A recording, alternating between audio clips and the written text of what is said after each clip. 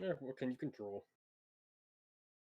You can at least spare your buddy. So that's the kind of just.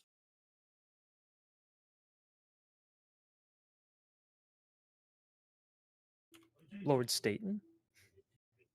Bro, I miss that man. Lord Staten, I miss you.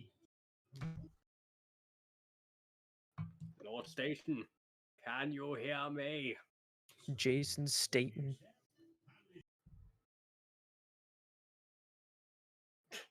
God damn.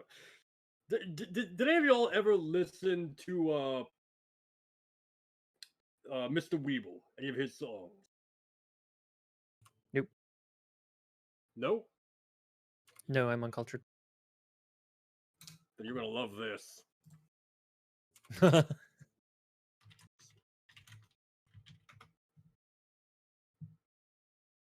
You're like, here we are.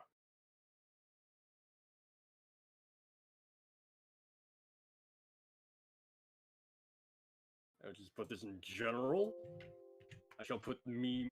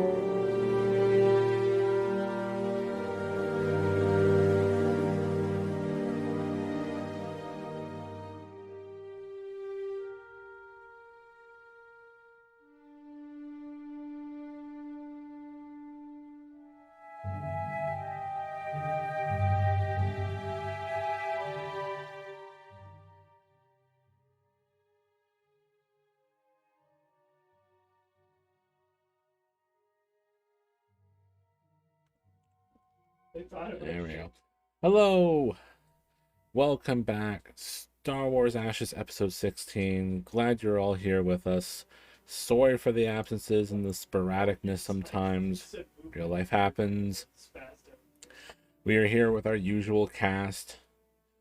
The Troublesome Morik, complete with daylight in the background because daylight savings time or unsaving time. I do not live in the Shadowlands, as it turns out. Really? Oh, wow! That's a revelation. Oh, Yeah. I guess that's good news, right? That's pleasant news. Well, it's kind of a shit expansion at the same time, so. Well, it's WoW, so shots fired. Fantastic Fiend, always a pleasure. Troublesome gamer. And of course, the man of another part of the world, in the middle of the night, to grace us with his presence, good old Crazy Maniac, amongst other names. I am also here. Right. Fresh off of WrestleMania for me and him. We were ranting about it on stream the other day.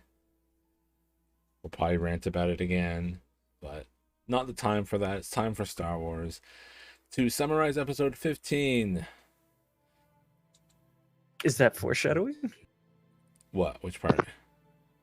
The wrestling. Oh, I mean, it's pretty much summed up with just, it was okay. That's basically just kind of where we ended off as. Well, I mean, if Bulk Bogan comes in, saves the day, won't be surprised, game. Won't be surprised. Nord has better moves than any moves seen on the WrestleMania, but that's all. Bulk Bogan. Sorry? 4 arms, man. You can't beat 4 arms. 4 arms is better than 2. Yeah, Mortal Kombat showed us that numerous times. Yep, it's Nord and Garo. Don't start with Mortal Kombat. No, Morik. Are you as upset as I am? About Mortal Kombat? Yeah. Honestly, I haven't been following it. I know the last game was a kind of but and I don't know anything about the movie. Okay. All I know about the movie is that they've willingly excluded my favorite character. That is all. Okay, thanks. Bye. Johnny Cage. Oh, Christopher Lambert isn't reprising his role, so. At least they have my original character. They have Sub-Zero. They have the staple at least. That used to be my internet name for a while, Sub-Zero, because I was creative. Is there a spicy fun fact there? Yep, a little spicy fun fact. Before I became Valkyrie, I was Sub-Zero. But it didn't really matter much because that was the early days of the internet, so no one's name mattered to anything. I mean, you were just another person with random gibberish that just asked ASL. So, anyways, episode 15. What happened there was the crew arrived at Nar Shaddaa with their package to be delivered of a giant motherfucking Rancor. They now, arriving there, ended up coming with some complications. All I had to ask was, did you guys have anything to prepare for the potential paper trail you're creating? That led into an interesting little plot point. Because in dealing with it and trying to mask the arrival of the Remembrance, they flew close to the Poodoo that we're calling. Okay. And pulled a stunt to try to make it seem like the 2 ships were just 1 ship, with some other smoke screening social effects from Kato to make it seem like it was sort of 2 ships, but it was an emergency, so don't pay attention to the man behind the mirror type of thing. And yeah, they ended up having to fly the ships close together, which didn't go well, and it damaged the Poodoo. Not really the Remembrance as much. which led Nard to have to do a very sudden spacewalk because the ships were kind of wedged together and the Poodoo was basically in the red. Like all the alarms were going off, all the systems were haphazard, and things were about to go really bad. And he managed to basically torch off a fragment of the engine exhaust funnel, I think it's called, in order to like salvage the situation before they plummeted into the atmosphere. They managed to kind of handle the disaster and land the ships at a space dock. Whew. Okay. They then assessed the damages, had some chat, figured out where their next step was. They didn't And that food was provided. What? Yeah, next scene, food was provided for us. A gang came up, hello there, and said, we want to be fed to the Rancor, and we obliged. That's a take on it, sure. Yeah, that's sort of what happened. You basically had to come to figuring out an arrangement to move the Rancor, because that was not what you were given. You were given just the ship and the Rancor itself, not a means to get it from space dock to Hutt Palace. So Mikado made some arrangements, which we're going to have to sort out the payment part of things, because that still was kind of left in the air.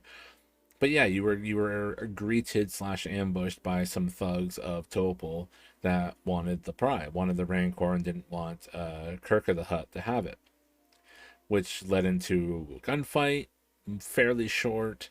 A couple people took some scuffs. They ended up going down. And then you guys pretty much then sort of cleaning up / set off, go deal with delivering everything, which the animal control people helped with. And you got to Kirka's palace, you delivered the Rancor, you met the advisor, who will somewhat retro in a name, because I did end up finally coming around to that. If you guys want to run around, was LaFay. Deveroni man, he was rather flamboyant. I'll put it into chat.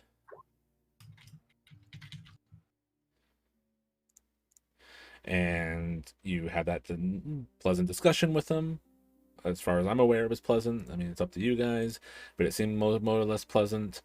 And you rolled really well on, what was the check? Charm, I guess. It was a charm of something. I can't remember what the terms of it were. I do not have anything written in my notes about that. Was it something having to do with trying to get in his good graces, something like that, trying to squeeze a little bit extra out of it from that? Or I think it was a former. Yeah, there's some of that. You were smooth. It was a favor. No, that was the result. No. You were smooth talking something, and then I think it was a charm to make sure that the credit went to the slave traders. Yeah. Not you claiming it or what, because he was basically ready to let you guys have it, and was just like, here's your +1 rep, to speak in Blade's terms, right? Like, here's your plus rep. And you had to be like, no, well, hang on, this was actually just a job for X, Y, and Z. And that's where it led into the role, and he accepted that it wasn't you guys, and then the advantage was, is there anything else I can do for you guys? You know, because you guys did such a good job through all this hostile area. And that was kind of that blank check, basically. Kind of like, you know, what do you, here's a signed check with no dollar figure, essentially. Write in something that you might want, whether it's actual money or whether it's some other type of favor or something. And Cato took the wholesome route of just going, well, can you just help us get the slaves out of the slave traders' hands? Because we got their foot in the door, we got most of the way there, but we're probably gonna have to do something else. Can you just like basically fit the bill? Wholesome 100. Yeah, wholesome. Wholesome in Star Wars. What is this? Come on, it's Disney, guys. Come on, get back to some Lucas Star Wars. Damn it. We need the damn politics back again. Quickly, to the Imperial Senate. I can't wait to hear them talk about foreign policy. Oh god, that's it. Next mission, next main mission. We're sending you the Coruscant. Screw you guys. I am the Senate. Yeah. I am the Senate. Do it. Jar Jar would have done it funnier too. Yeah. Misa the Senate. Darth Bing. Yeah. You're all loonies. And that was basically the end of the episode. It summed up relatively straightforwardly. You guys we kind of left off at the as you were driving away from the palace, and we have to now kind of figure out what the fuck happens from here. So we lead right into the first and most immediate. Well, no, actually, first, can you guys roll Destiny? I am gonna have to. Correct.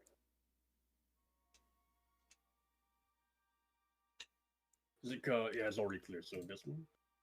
Yeah, we'll go with that for now. Yeah, I saw some light. Yeah, you guys did pretty good. 3-1.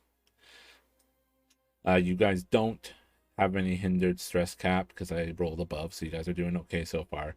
Even though we haven't really used that part of the system too well, but it's the way the story has been going. I don't think it really matters as much because you guys are still doing your own thing. So yes, now we lead into the proper first question. What did you guys do and sort out with the animal transport people for payment? Because they asked for $2,000, they took 300 up front because of a roll, and you're left with basically a hey, so yeah, where's the other 1,700 creds? We hit them and run. We figured this out last time, right, gentlemen? We figured we had the money to pay them. Yeah, you and Mason had the money at hand. Where's my inventory at? Yes. Yeah, I have 1,700 in credits. Oh, okay. Yeah. So I just pay that. Cato can just pay that straight out of his own pocket. Okay. Mhm. Okay. Bills resolved.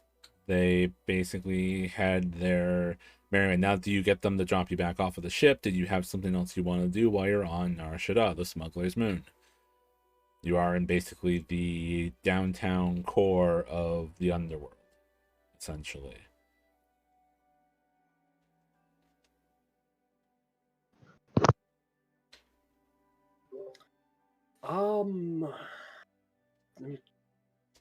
I don't have anything in particular that I think I wanted to look at.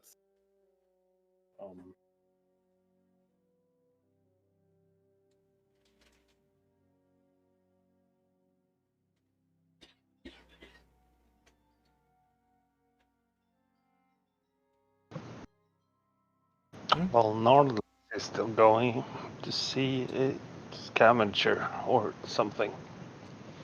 A scrap handler. To see if I can find the parts we need. Right. That's true.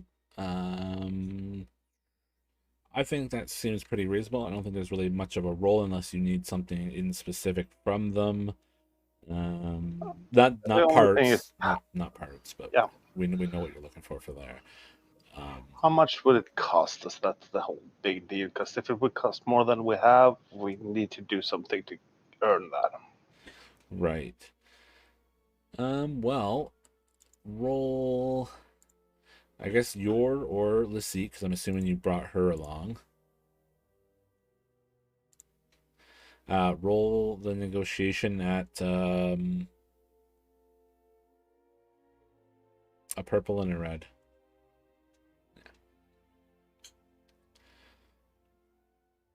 And we'll see what type of price you can get. Like, we won't say you buy it. We're just saying what the price will be. We'll set the tag, and then you guys can determine how you want to do it. Kind of good. I'll give this Lissy. Can I just have a blue for having Lissy with me? Not roll myself. Yeah, you can give a blue to either if for whoever, one of you's doing the role and the other one's just kind of assisting in the conversation. Yeah, she's the one with training. Well, training, whatever Kato calls training.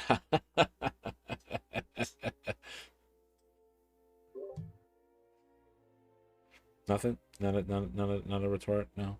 I'm blanking on it. Yeah, no. No, I think I it's like the crux of that I could like latch on to. No. Go wing. I mean, I think we all kind of know you haven't really been hardcore training her that well, so it's fine. It's fine. You're one of those teachers. So an advantage. So you don't really succeed. So the price will probably end up being for basically an exhaust funnel, because you pretty much need the whole thing, right? Because you're gonna have to like swap it out, unless you plan on just patching. No, I'm guessing I need that and maybe some wirings and maybe even piping for fuels and stuff.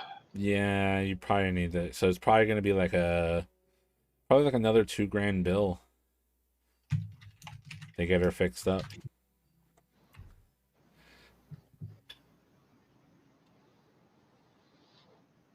It didn't go too well. Even if I give him all my money on hand and the stuff I scavenged, I'm short pretty much 1,000, right? Will you? I haven't been looking at you guys' credit. I know your credits are dwindling to all-time lows. Well, I have one heavy, one heavy and blaster pistol, 3 vibra sword, and solid armor. I don't know the value of it secondhand. Depends on how you do because there'd be a roll and you depending on the resale. Basically, you get each success is 25% of the value that you can sell it for, and the difficulty is based on the rarity of the items. I never checked up the value of it all, but I would say 25% of the value of things that are around 150 credits. Well, piece. what do you have again? One heavy blaster pistol. Okay, wait, hang on. Yeah, we'll do it one at a time. One heavy blaster pistol, so that starts at 700. Wow, that's more than I thought. But that's full value. Yeah. 3 blaster pistols. 400 each.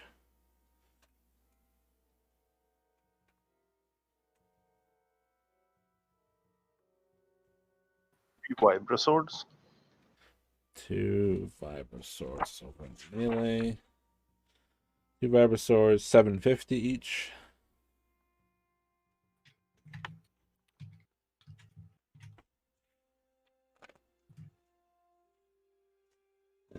The last thing? A solid armor.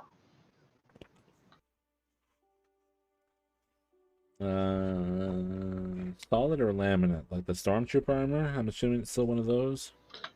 It's the armor that was worn by the elite bandit. The elite who? That we fed to the Rancor. The one that. Oh, yeah, they were in padded. Padded was 500 for that one set.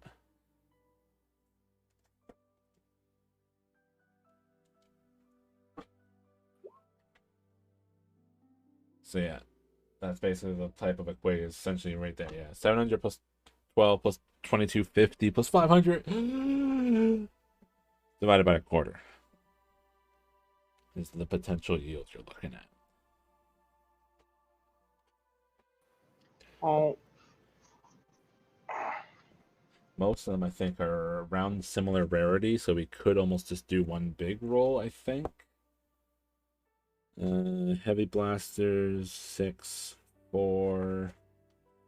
What was the vibra sword again? Rarity was 5. Still about in between. Oh, it's lightsaber stuff. Where did the armor go? Padded is, well, rarity 1. Wow. Kind of brings it down a little bit. Yeah, we can still roll it at 2 purple, basically.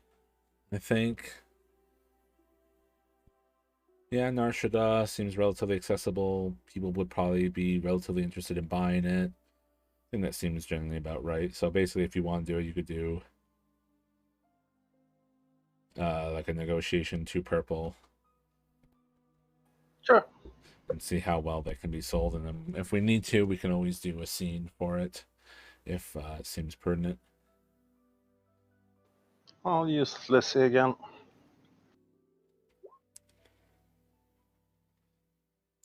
All right, you get 25% of its value. Straight up. Okay, I'll be right back, guys. Just 2 seconds. Yep. I'll keep going. The advantage, I guess if there's something in the rules about reselling with advantage, what the usual, how that usually goes.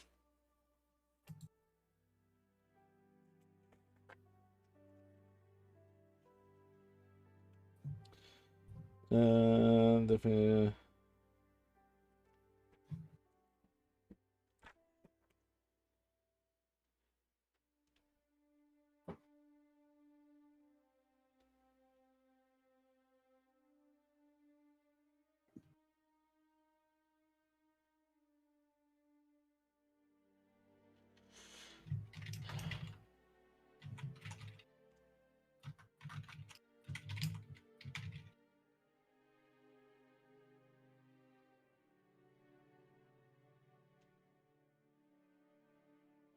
nothing in specific. Okay. It's all about the successes.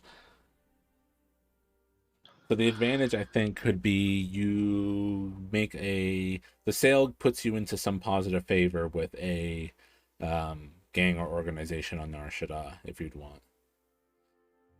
Or you can suggest an alternative. Oh yeah.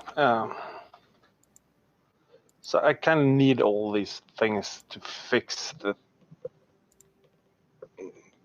voodoo. But I'm short about 300 creds. Well, can I stay there and maybe build or modify something for them? Sure. They Give them some work time for the rest. Yeah, I think I think they will be probably like a gang, so they probably are gangsters. They have some sort of, ragged uniform that sort of the equivalent of a jersey, but Star Warsy. And it's in probably a pretty dirty, scarred area of Nar Shaddaa, although it's really kind of hard to say because Nar Shaddaa is kind of like that in general. And yeah, they have some. Maybe they have like a medical droid that usually help patch them up after their scraps and fights and stuff with other gangs, and it kind of ended up being kind of collateral in some altercation of some kind. It hasn't been working properly. So basically, if you can get that up and running and get that back into where it can keep them going in their gangly duties, that they could maybe pay you a little bit.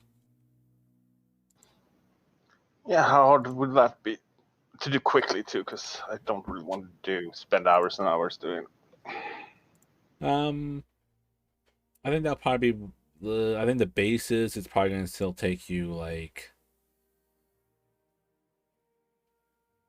probably like 6 hours. If you get advantages, you can shorten the time. Well, no, I guess it'd be more successes. One success would be doing it, and multiple successes is shortening the time. Oh.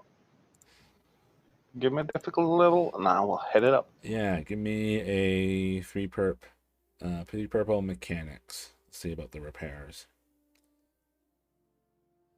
Okay. You do it, you get a touch of a shorter time. You do it in like 4 hours.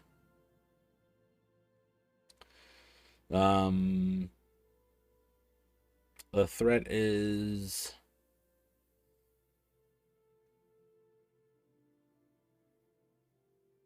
The threat is you salvaged or scrapped something of theirs to fix it. You'll still have a positive rep, but now they're a little more uneased because you kind of just went ahead and maybe like took someone's like favorite like hollow entertainment system or something. Yeah, it needed an optic replacement. Yep, that's the thing that happened. Yeah. So you repaired it, but at the cost of their entertainment pastime for when they're, you know, in between scuffles and doing gang things, selling drugs and extorting people and all that type of thing. Well, Did I don't take notice of it too much. It's like I did the thing. Yes, I didn't really want to do the thing in the first place. It took longer than I wanted it to take. Hopefully, the captain isn't too pissy with me taking all day as I get back. Did you have Lazik hang around while you were doing your overstay, or did she go back to the ship after you did the first sail part of things? I mean, if she wanted to, she could start moving stuff if we got it. Okay, so she was basically doing. You made her made Lazik do the delivery hard labor and bring everything back to the ship. Okay. Well, the biggest part I probably bring at the end when I'm done. Like Yeah. A little bit of clutter for them. Okay. So, fair enough. Yeah. So, yeah, Kato, is there anything you thought of that you want to do, or we just jump back to the ship?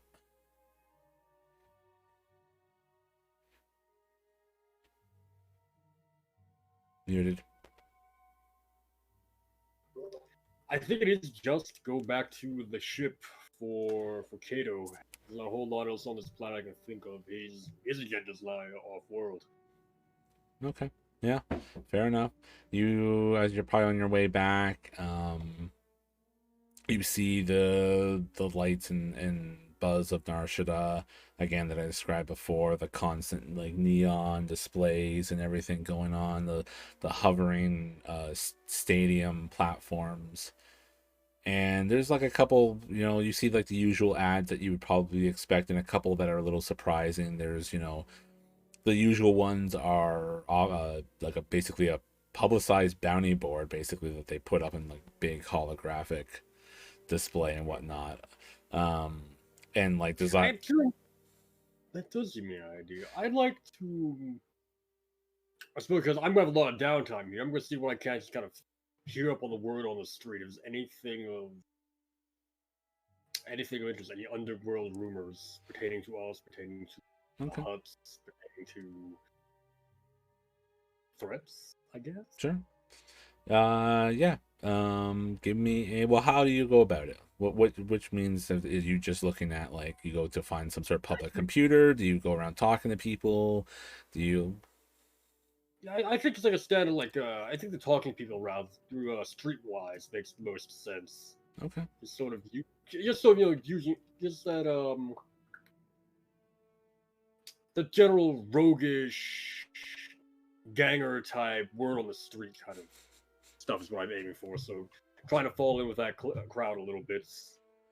How does Kato fit into that in your mind? Like, how does that scene look like?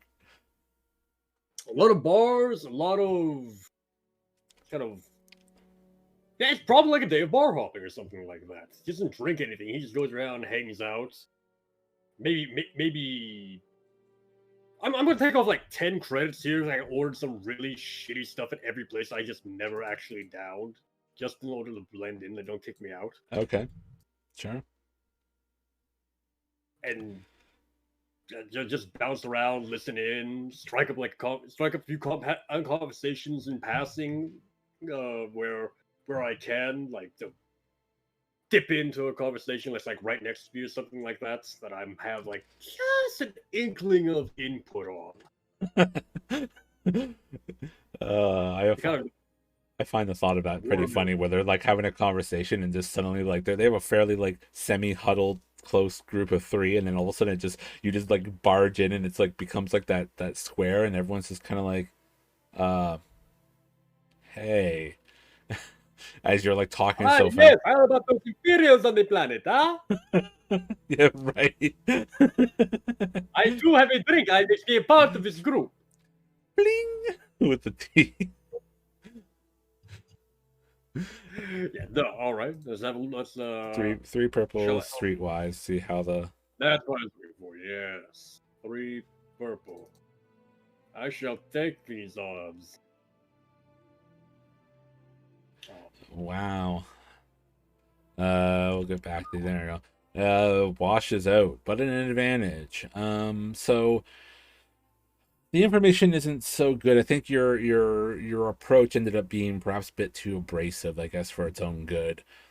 And so people A ended bit too aggressive here, a bit too distant there. You got the wrong vibe all around. Maybe I should have had a drink or two. yeah, like maybe you need to loosen up. You aimed a little too big. Maybe you went in right with the hard mercenaries that just were really like, what the fuck, type of thing. And I have several things on my mind right now, which makes perfect sense. yeah, and it didn't come across so well. So you still kind of have just a bunch of the basics at this point, like not too much on like any hard news. Like the conversations are just kind of like.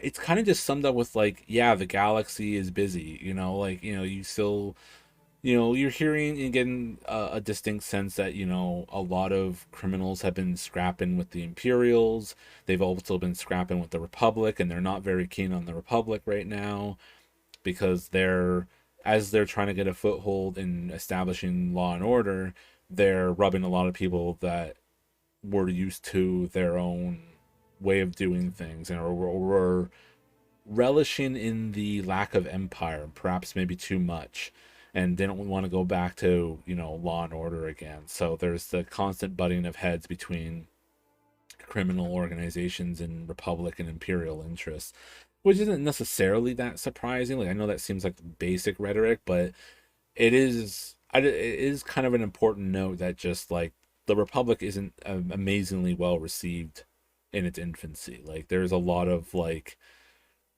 F them type of thing. Like we just got rid of the empire. We don't need them back, basically. The other stuff you get, like there's other basics. Like there are some event going on. There's a big luxury like casino trip that's happening that basically Kirk of the Hutt's putting on as a big show of like prestige and pageantry and whatnot for his power base in the Hutt cartel. As he's getting a large luxury, like basically it's not the size of a superstar store, but it's a really big effing ship. Like there's a large, I forget what it's called. It's like a star liner, I think it's called. I think that sounds about right. And who is this again? For Kirk of the Hutt, basically the guy you delivered the Rancor to. He's now he's stepping up, and he really wants to show off his place in the Hutt cartel and whatnot with the people. And he's setting up a big like tournament, a big casino, like poker tournament, or not poker, the card game Sabak or whatever, big Sabak tournament with a large grand prize that he's inviting all sorts of top players to. And all the people that go around supporting like a Starliner and all the other type of stuff to make a big show of it. And it's going to do like a tour around the Hutt space and whatnot on that big ship. So that's mostly what people are talking about right now, because that's coming up really soon. So there's like, people heard about it the last couple months, but it was a lot of just talk. And now that it's actually happening, maybe the ship has even shown up recently in orbit. So people now actually see the big, what everything's, they have the tangible visual aid to this event, right? Because instead of just being all talk, when the ship shows up, it's like, oh, these serious now. So now people are kind of stepping in line and trying to pull in favors and get themselves into the tournament, or even just get themselves onto the ship so they can do all, so they can network, because it's basically going to be like a giant like underworld convention, Hutt Con.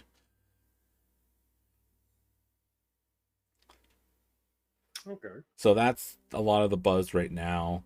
Yeah, you just don't manage to get the specifics on like if people are after you and whatnot, which is what you were looking for because you failed. The advance. I got. Well, I was just looking for stuff all around. So I like the local big thing that The advantage is probably the talk of like these new weapons that's been hinted at before that it seemed to be getting around more. Like it's reaching more layers of. It's not as secret as it maybe was before, and it's now like a lot of people are now kind of. It's like a buzzword now. It's like the Illuminati or something. Like how everyone like it was a actual genuine quiet conspiracy, and now it's just like a commonplace word for just weird conspiracy type stuff. So now it's kind of reached that status where like a lot of gangs are like, I wonder how much those new weapons will go for and whatnot, how much, how much maintenance they're going to require and all this type of stuff. But you also get the sense that people don't understand what they're actually talking about because they actually think that it seems to think that weapons are actually literally weapons. Well, I mean, literal as in like a rifle or something, which we kind of, we kind of know is not the case, right? But yeah, I think that's about the bulk of what you end up getting. All right.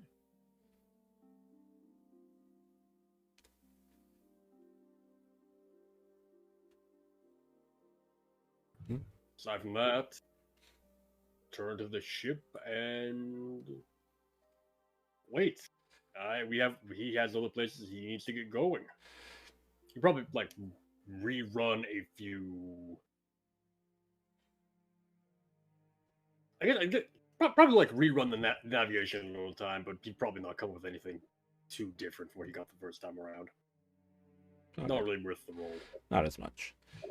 Well, I guess while we're waiting for Mason before we kick off anything, in case he had anything, how did Kato take any of the news, not news that he got for the streetwise stuff? How does he process that?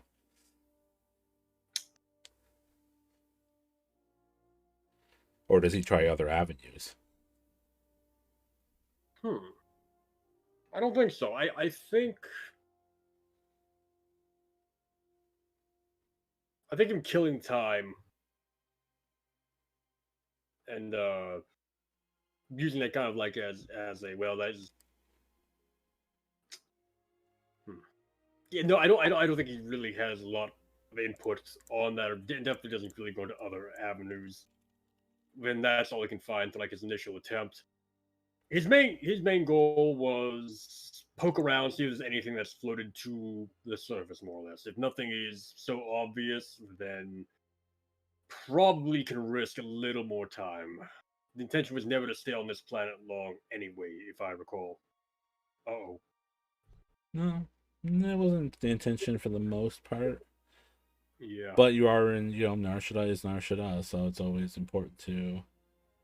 Yeah, well,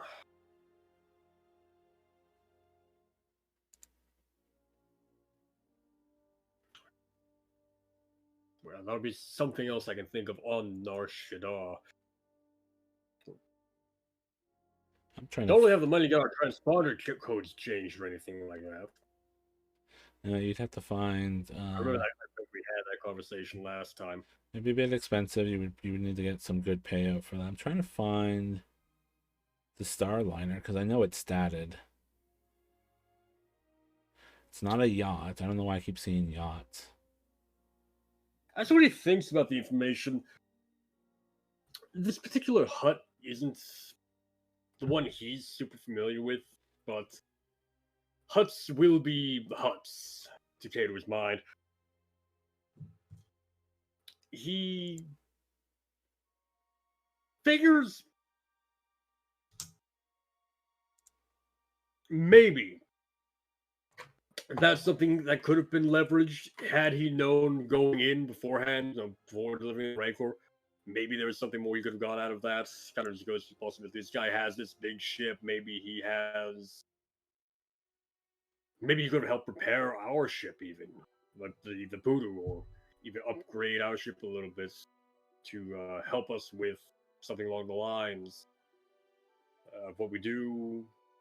Maybe I could have pressed a little bit further with the request, since he's trying to appear to be like really generous, not generous, really all-reaching, really powerful, really influential along the way. So maybe I could have eased something into there, like, hey, why don't you just stretch a little bit further, like show everyone.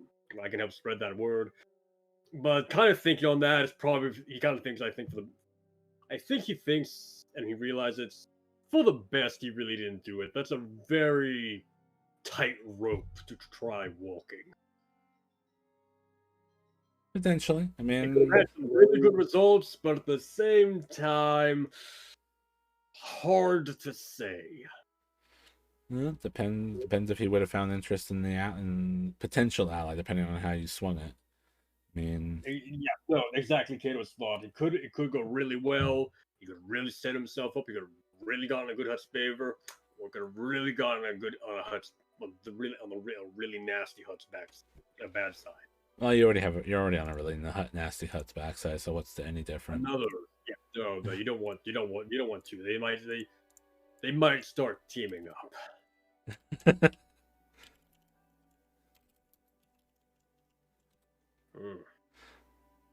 Let's see if I can get a good image of what I was talking about. I don't think there is. There's not a canon picture, but there's only a half-assed picture in the books.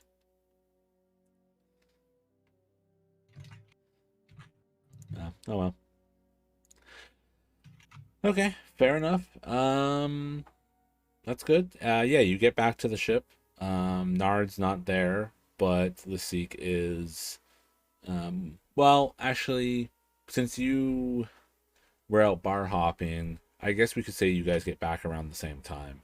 Lysique has got some of the equipment and stuff offloaded into the ship. Or has it offloaded to the back of the Poodoo, I guess, not into the ship, really. Like the wires and just the smaller pieces. And then obviously Nard shows up with some sort of skiff with the giant exhaust funnel thing that he had to procure. And yeah, you guys are you basically show up at the same time. Well, Nard, how is it looking? Heavy. But I got it. Are you hungry, Captain? Do you think it will fly? Or are Right we now- on the ship? I still need time to make the repairs. Took me some convincing to get all this for the meager means I had. No problems, I hope? I made friends and enemies at the same time. I don't know if I would trust these people ever, but I think I gave them the best foot forward. You're a Nar Shaddaa. That is both a wise policy to have and a good move to try and make. We don't have any Rancors to feed anymore, so I don't want to get into unnecessary scuffles.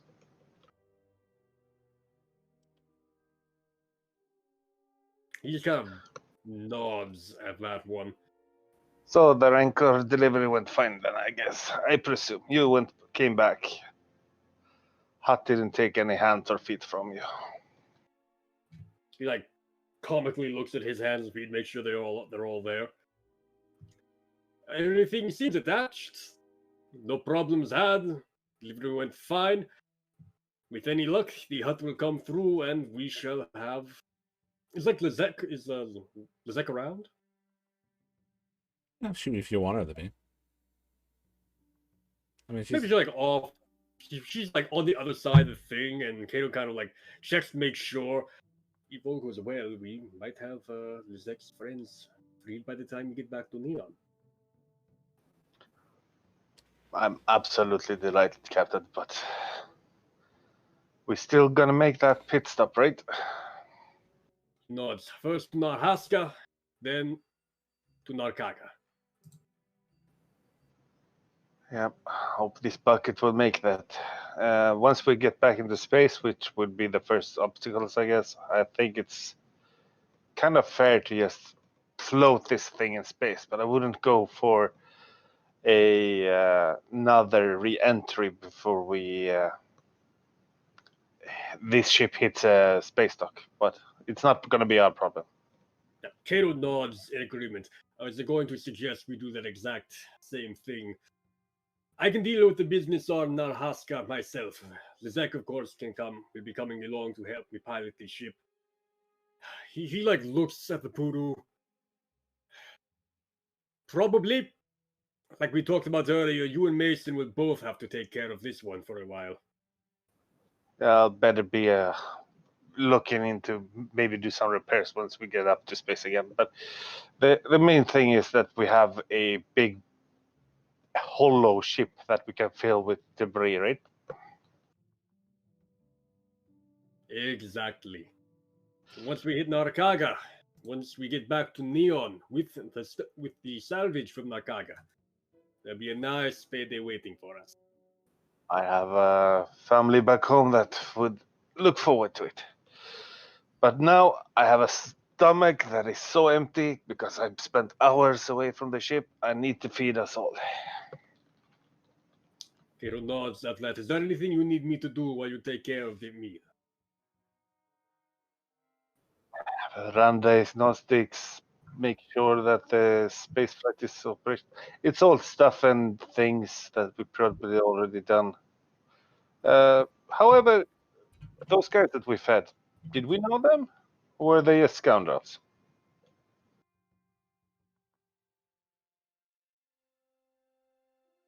Just scoundrels, if I recall. We didn't really get any extra information on them, right, Zal? They had a thing on their shoulder from Topol.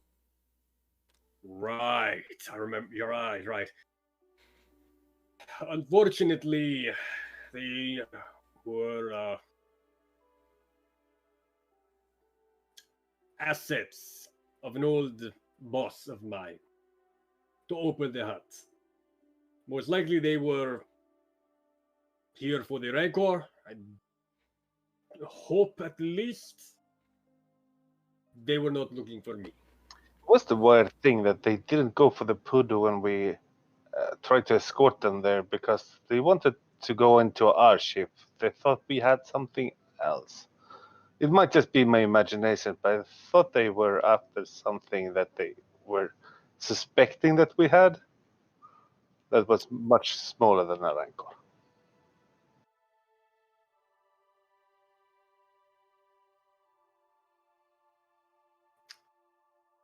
That cargo from what was the planet's name? The very first, Endor. Was it Endor? It was the forest moon of Endor.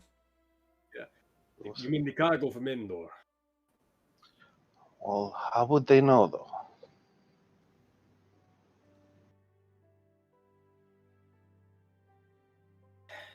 That might be my fault. I opened some channels looking to get rid of that on Narhaska. Someone might have figured out something about what I was actually selling. Are you sure these guys won't come back in greater numbers? I am not at all. There's all the more reason for us to get to Narhaska. Well, I guess we gotta eat and head off quickly then. Gator nods. As soon as Mason gets back, and as soon as the Voodoo can fly again, let's get off of this rock. Let's get off of this moon and on our way. I guess it's not going to be a secret where we went, but we're away from here before people will come searching for us. Karen nods again.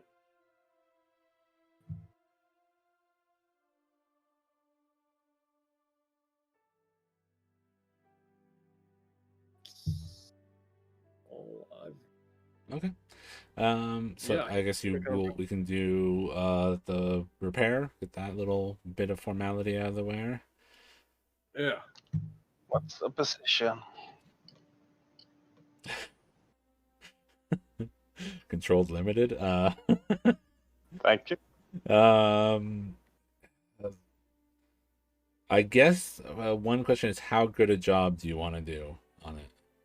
As I said, it's more important that we get into space. Once in space, it should be able to do the hyperdrive jumps. Those are important. Okay. So you're not. This is not going to be quite a professional job. It's a it will do job. Yeah, I mean, the idea that we're stressing to get off is more important than to make this a ship look like its original form. Okay. 2 purple then. All hands on deck. Can I get an extra blue there for people helping me lift stuff? Yep, no, Kato would definitely lend a hand, at least. Do what he can at the very least.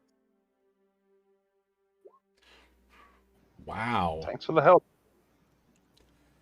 So chat there. 5 successes. So you actually managed to make it quite quick. Yeah, because that's what I can make time of, yes. So probably instead of like a task that probably would have taken a day or 2 without bother, it turned into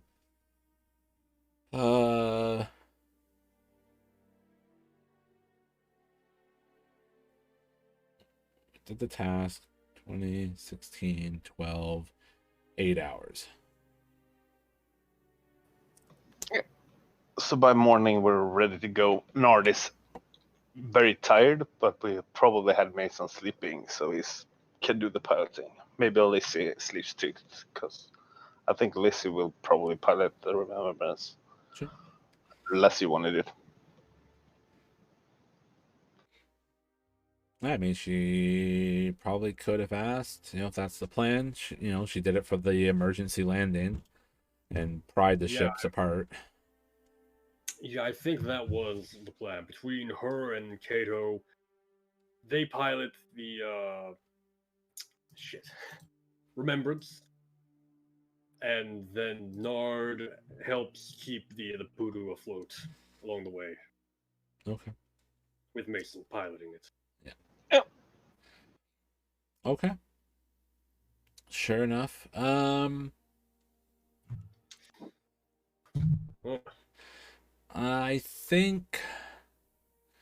don't think anything really happens over the night. You basically have to stay over. But it's a bit tense because I think you've probably maybe like on little moments when you get up to get like a drink or as you're kind of, settling in, you probably still get the feeling that like they're still kind of in the area, like they're maybe still kind of on the hunt a little bit, but there's no swarming of the ship or anything like that you deal with or whatever, but there's that unease that Topol's hand, basically the people allied with him are still kind of stalking about. Yeah. Especially probably during the repairs. I think there was that moment where I can imagine Kato was probably looking over his shoulder a lot in between holding things in place and passing tools around and whatnot. Because but the luxury of being in a public space dock had seemed to somewhat benefit you. Like it's one of those like I think that was probably the saving grace. You kind of feel like, a little relieved you landed here compared to if you had gone over to some like landing pad or something on a building or other superstructure, because that might have been where the problems would have ended up. So you're kind of, doing good by not having, or by having innocents and stuff around, that they're not going to like overextend and do something really reckless. I mean, they're huts, but they're not stupid.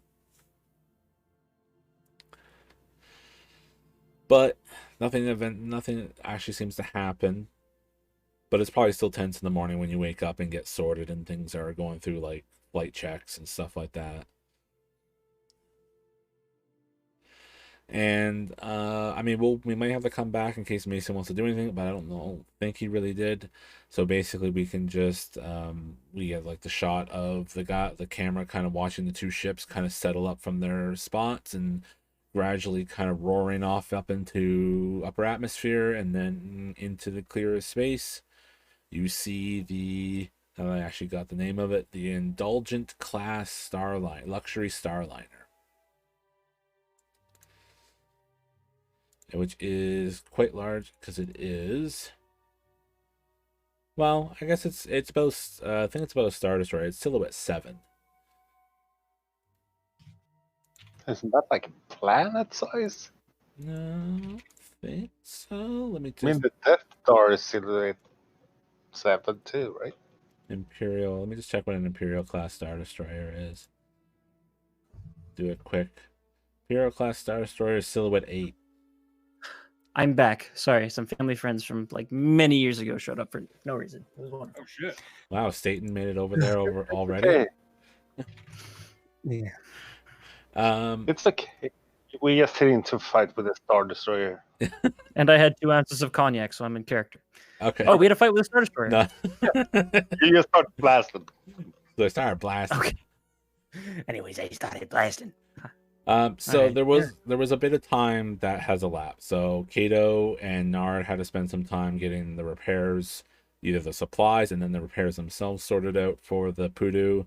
And Kato spent some time mingling with in the bars and whatnot, trying to get a sense of news and happenings going on around, which I will leave him to maybe deal with in character. But he had some scenes there that killed some time, and then he was sleeping. While the Pudu was getting sorted out still. Anything you wanted Mason to do while Anar shut up before we return to our cutback as the ships were leaving?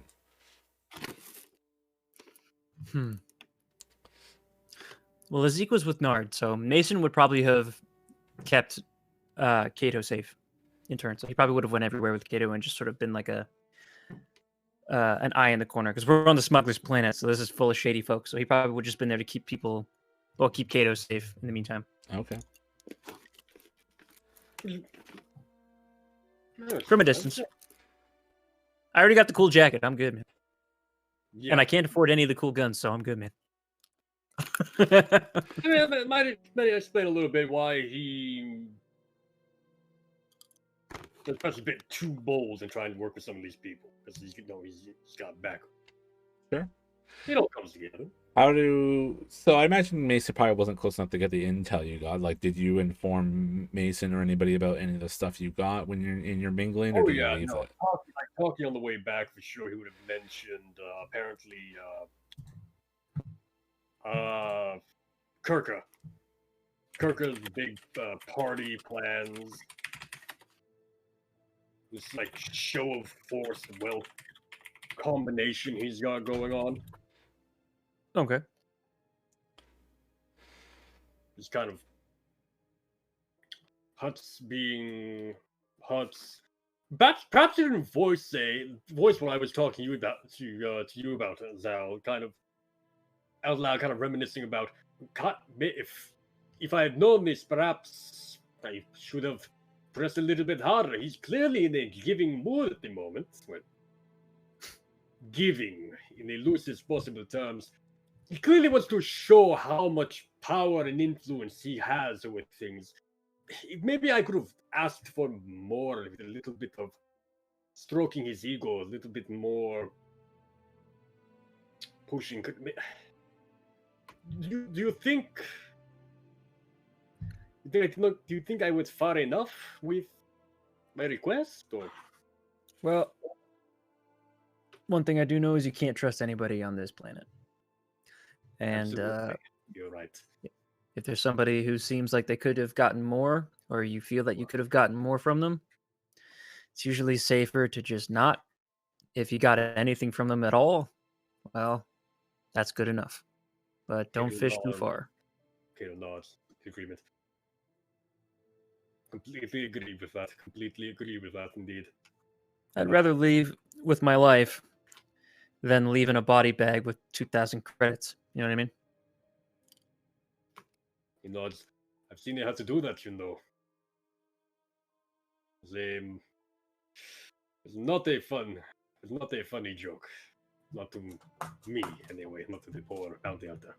Do you tell him about the $1 million prize Sabak tournament on that Starliner to Mason? I didn't hear that the first time.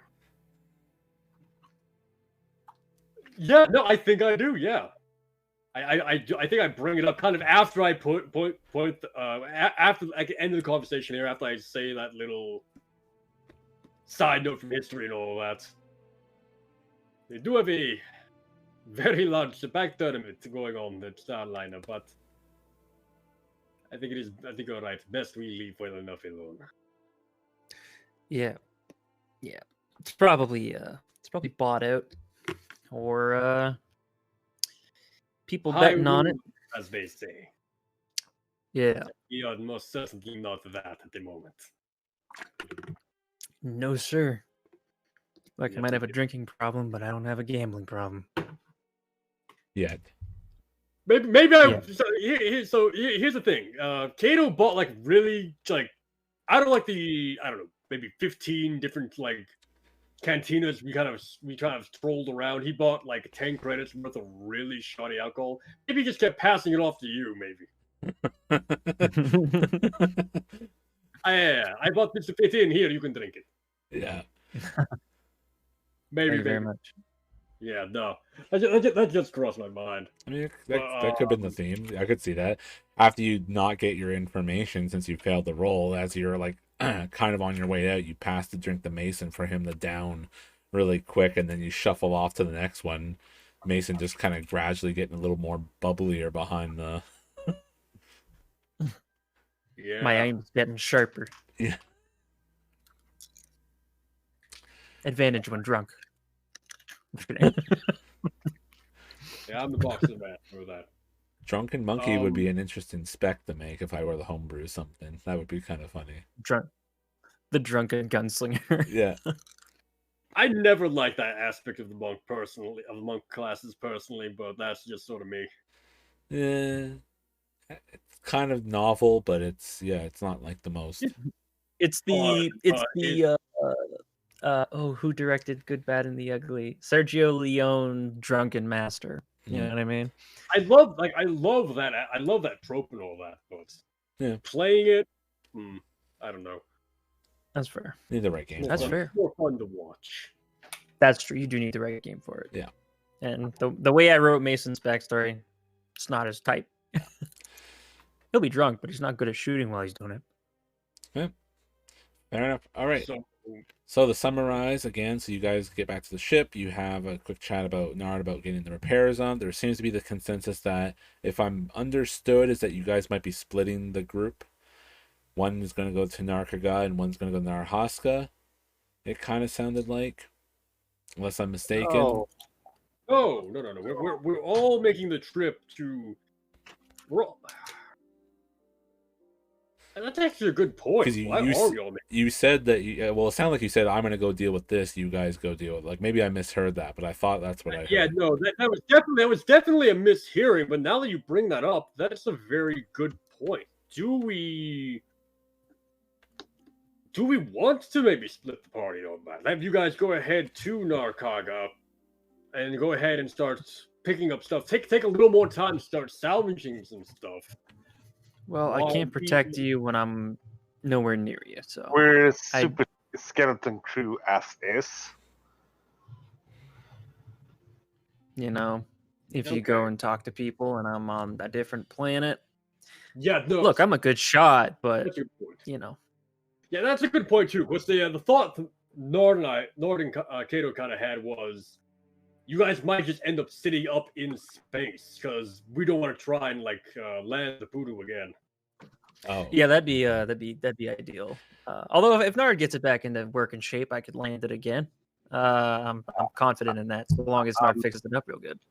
I made a really quick fix. I made sure that we got out, but also I need a space dock to really fix the ship. Understood. So basically, we should acquire parachutes and an ejector seat, is what you're saying. No, we should never ever land the voodoo on a planet in the future. It's not our Well, I fault. mean, we could We could land it on the planet of someone we really don't like. You know, it's probably really good at destroying buildings, but hypotheticals. Yeah, The idea was to get the ship back where we got it and sell the salvage. right. Get a payday because we need one. Oh yeah. All right. Well, here's my 2 cents then. I approve of your quick fix. I'm sure I can make it work, but again, having to land it again may not be ideal. Could cause a lot of damage to wherever we're landing it. So, if it goes sloppily, of course.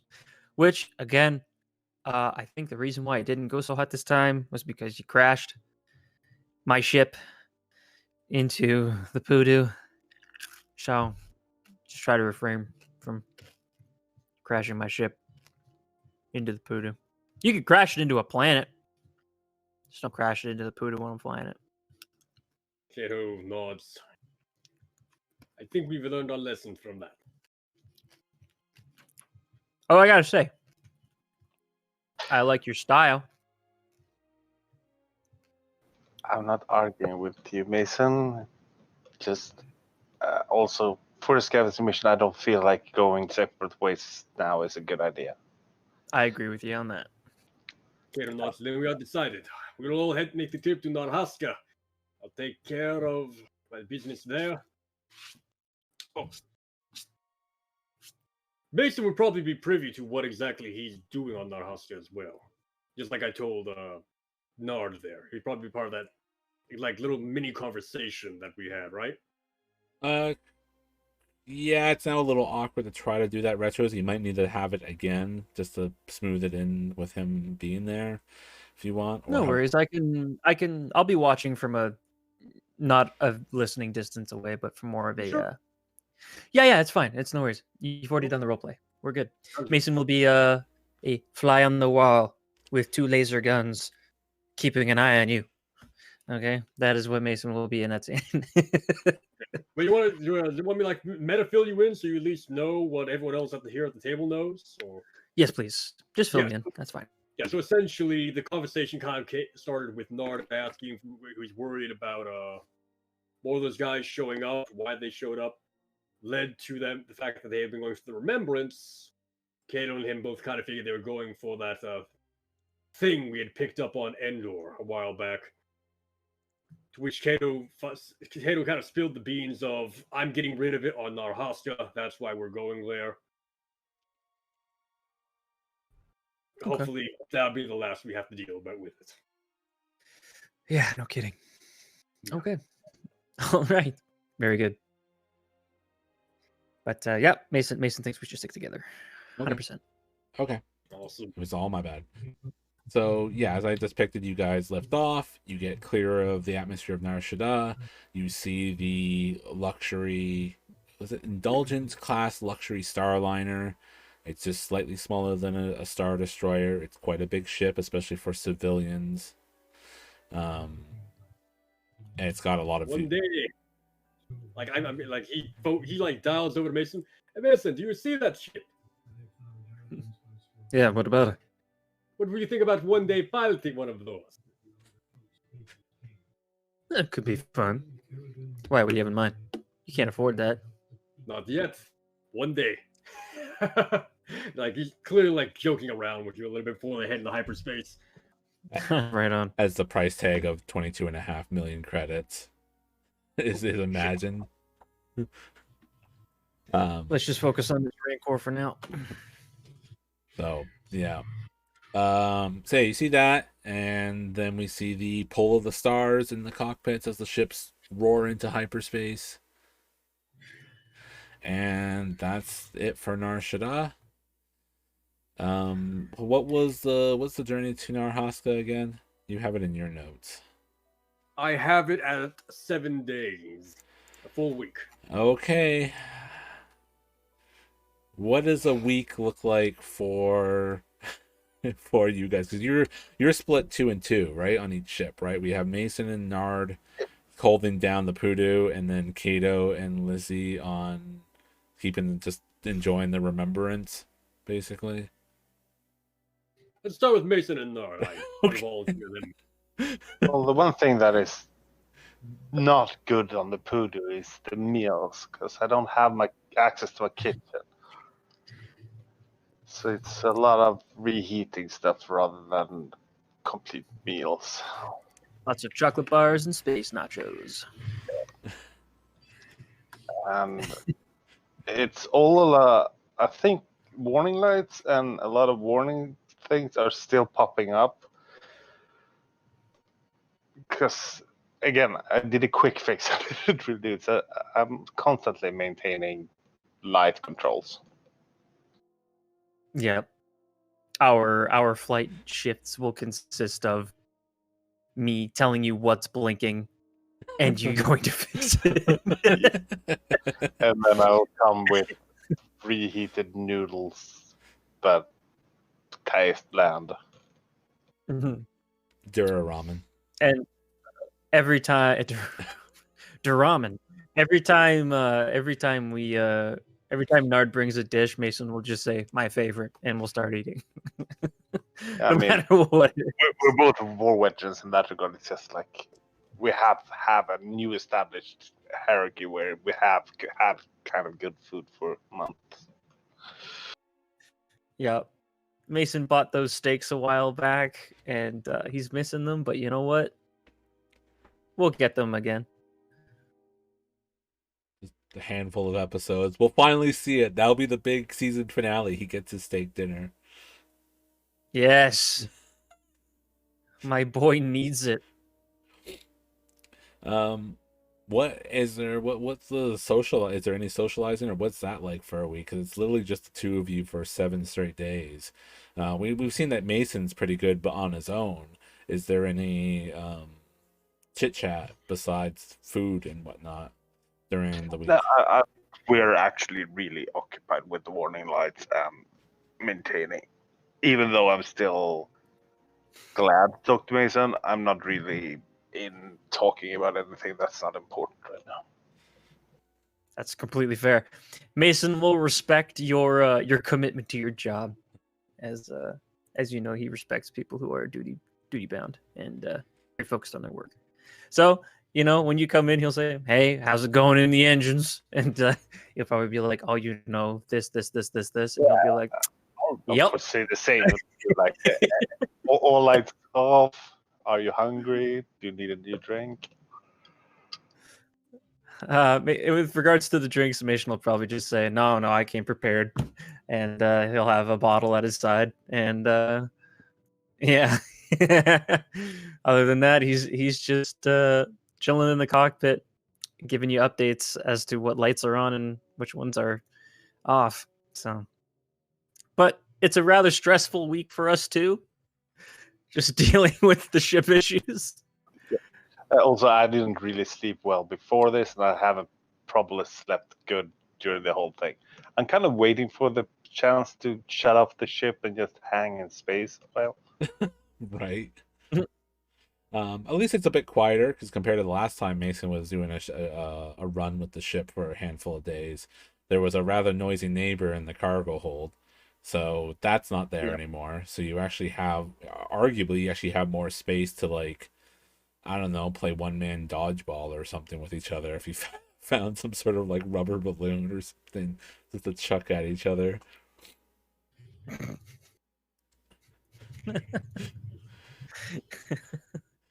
Yeah, no, Mason will probably just keep tossing his ball against the wall whenever he's not yelling at the dashboard full of lights blinking to help keep himself calm, because he doesn't want to overindulge in the drink to put Nard in a rough spot. So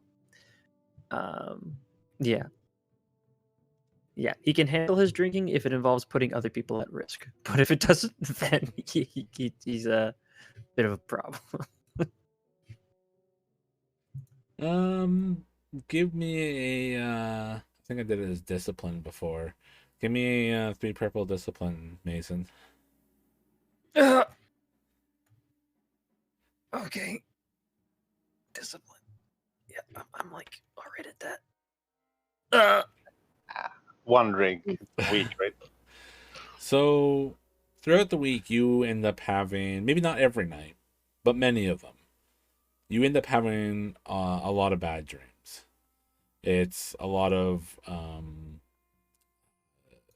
tormenting images, dreadful scenes of bloodshed and stuff like during the war, like all the bad moments, not all the victory and the glory and the pushing the empire back or whatever. It's all when you lost comrades, when you've reported back to bases and heard how entire squads were wiped out and got ambushed or something by like ATSTs, and probably maybe even reliving. I'll just say that moment because I don't want to like force the meta to come out, but probably reliving that moment Oh yeah. a few times. And they're very vivid dreams, and they're very like grating and tearing on your nerves. And there's always this nagging whisper in there, but you can't quite ever make out what it is. But there's always something that's like trying to push and nag and compel at you and like tug at you while you're reliving all these terrible moments of your life. Okay, so what you're saying is Mason has a great time. Yeah. Oh yeah. Oh yeah. Couldn't be better. Yeah. Yeah, just swell. He wouldn't want to indulge in the drink at all because of these memories. No, right? no, not one bit. Never. He would never do that. Nope. Nope. Mason can't even spell the word drink. Well, not when he's drinking. Yeah, that's right. Kato, you're muted. Well, for doing my earlier joke then. Yeah. What I is? think. No, sorry. You go ahead. Well, I think the question is, what is your week like? How do you handle 7 weeks on the Remembrance with just Lasik? It's all going to be summed up in day 1. Day 1, maybe let's say 5 hours into the transport into hyperspace travel. He walks into the cargo hold. Okay. He stops. He looks at the chest of our precious cargo. Well, strange, better word for it, for a few minutes. Kind of debating about how he wants to go about this. Before turning, walking out, leaning into the hallway and saying, Lezik, could you come to the cargo hold? You hear her grumble and mutter a little bit from the cockpit. She comes out with a bottle in her hand and walks over. What do you have there? I don't know. It's really good. Want some? Not right now. You can have that one. There's something in here I want to show you. Oh yeah? What is it? He like just kind of waves her over, like puts an arm around her to help lead her in, like keep her safe. She's walking slowly. She's been drinking. Yeah. And he leads her to the box. Oh my god, it's so cold here. Why is it so cold in here? Is this what's doing it? Maybe.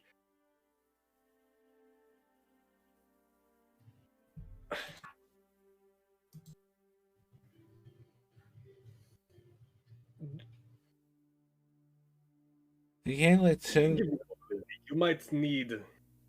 You might need both hands for this. Oh, okay. Knocks back the last little bits of the bottle and hands the empty thing to you. She like sets it aside like a nearby, like closest thing possible.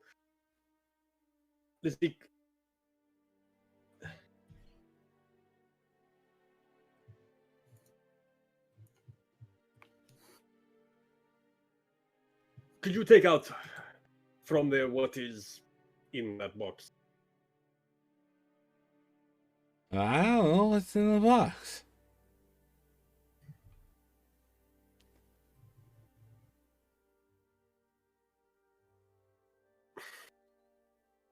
And like, we see like Kato clearly hasn't really thought through how he's trying to go about this, and he's kind of struggling with himself going through it. I think Like, something.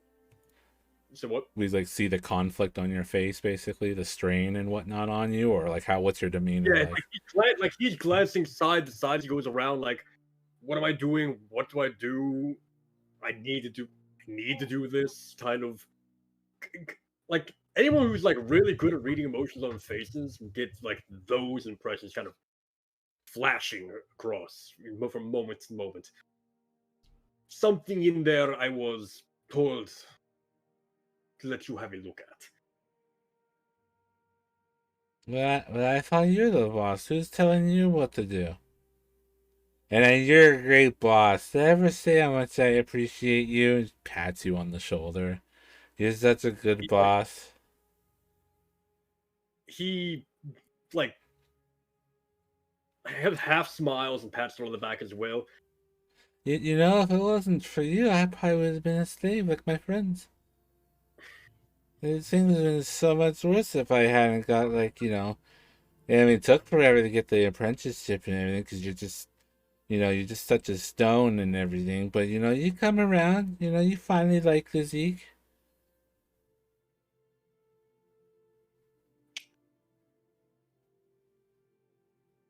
You're the finest apprentice I could ask for, the Zeke. And I truly mean that. Really? Yes. Oh, that makes me feel so good. That just brightens up my day. Like pats her on the back again, like goes and like starts opening the chest himself, I think. Okay.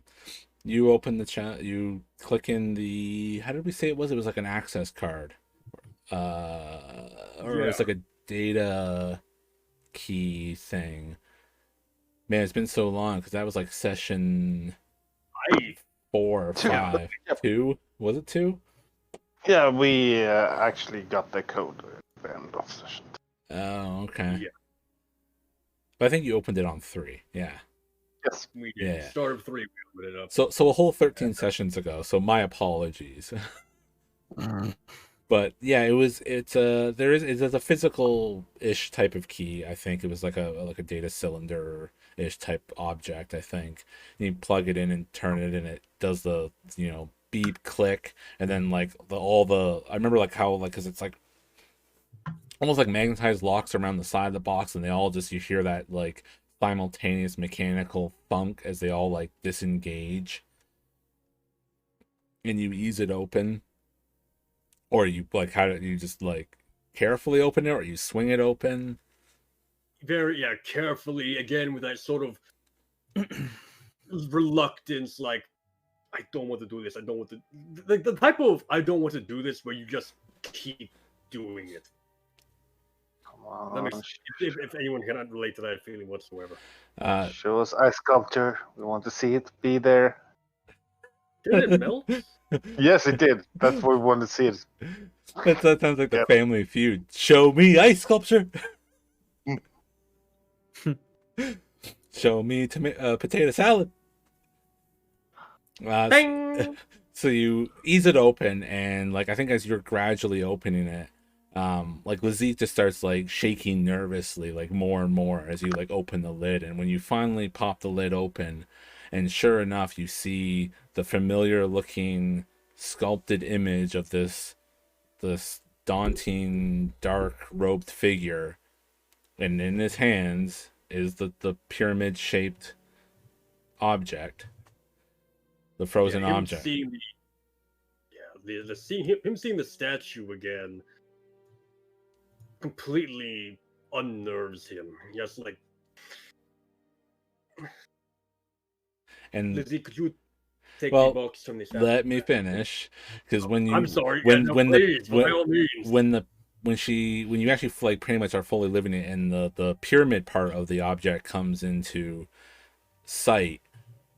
I mean, she was starting to shake more as the ice sculpture was kind of being revealed, but once the pyramid actually comes into her vision, she just exclaims and like jumps back. She tumbles onto the floor, like backflips over, like kind of tumbles so far back she kind of rolls over herself and kind of like hits into the wall, and like kind of like lets out just like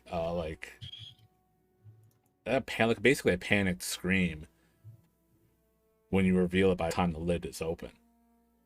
Like Kato like jumps as well, like spins around, making sure she's all right, like hurrying over to her for a little bit. Zeke, are you okay? What happened? No, I don't want it. I don't want it.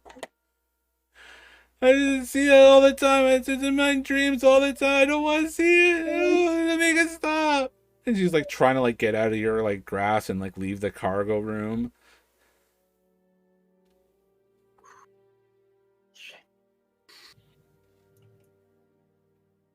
Lizik, calm down, Lizik. It's okay. It's okay. I'm here. And she told us about these nightmares, right? I remember a conversation happening about them. Yeah, some bad dreams, yeah. So, she told Mason. Mason told you, if I remember correctly. That's right. Yeah, no, that's exactly right. I know about the dreams, Lizik.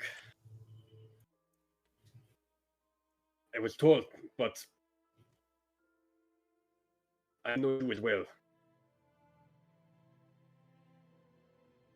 I know you're stronger than whatever this thing is, and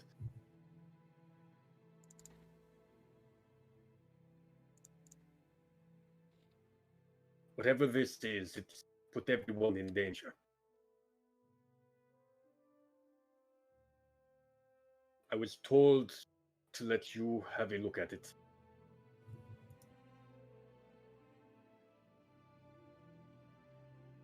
And if I don't, I'm afraid what whoever they are will do to you, Mason, Nard, and everyone we know.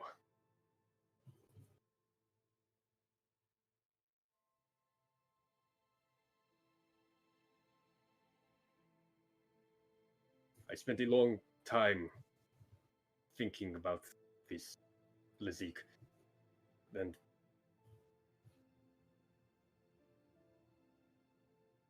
how I needed to handle this, but I can't. Not this time. Who is this person? What do they want? Why I don't want it? It's so dark and scary. It makes me want to do something. Oh, why? Zeke, you are the best apprentice I could have ever hoped for. And I know you are stronger than even I think you are. Whatever this thing is, I know you have nothing to fear from it, but I need you to look at it, to pick it up and do whatever.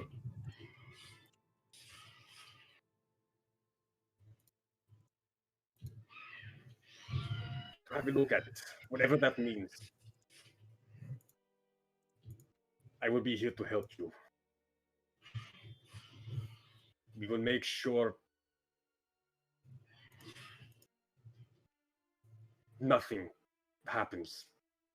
I will make sure nothing happens to you, to Mason, to Nard, to anyone. But I need you to do this, Lizzie. Give me a 3 purple leadership. I'm popping a light side point, as ironic as that is. And yeah, right. And a setback die, a black die for her being drunk. Okay, so I'm going to use light side for an upgrade. My roll. Yeah. I'm black. You said 3 purple. 3 purple and the black. Use light side point. Yep. 3 purple, black, 1 upgrade. Where's my leadership skill? Man, I almost should have flipped the dark side for you given the circumstances. This is like really weird. I know. I know. I know you wanted to. That's why I had to jump in with the light side right away. I was half tempted to wait. I was half tempted to wait and see. You know, maybe he'll pull a dark side point to give me the advantage. Yeah. And that would make some degree of sense under the circumstance, but no, yeah. Okay, watch all my plans go down the shitter here. Rolling. You don't have plans. You say, oh my god. Fuck me. They all neutralized. Literally nothing. Nothing good, nothing bad. Well, being bad in the fact that you fail. That's the only bad. Yeah, but, no. But not even some light either. No advantage to give you some hope. So yeah, she just is too hysterical to take the leadership. Like she, is like pushing you away as you're like trying to calm her down and be a warming presence to convince her to do this. And she's, basically like kicking at the deck to like get distance from you and whatnot and trying to get out the door. He doesn't allow it.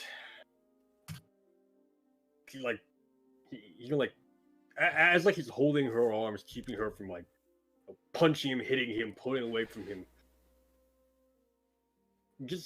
He closes his eyes, takes a deep breath, moves up to grab her shoulders and like pull her to her feet and start like walking her over to it. All right, let's see the athletics then. How against hers, which is 2 greens, so that's 2 purples for you. Okay. Do I get a bonus die because she's drunk?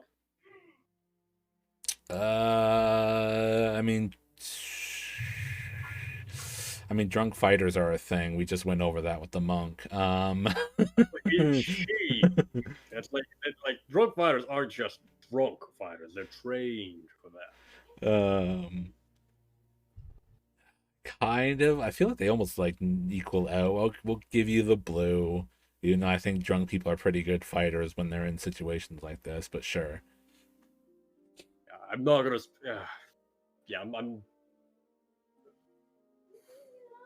I want to, but I'm not gonna spend the light side point this time. All right, I'll spend the dark side and make it more difficult for you. I figured you can have it. Son of a bitch. You can have it back. There you go. Okay, upgrading the dark side then. Yep.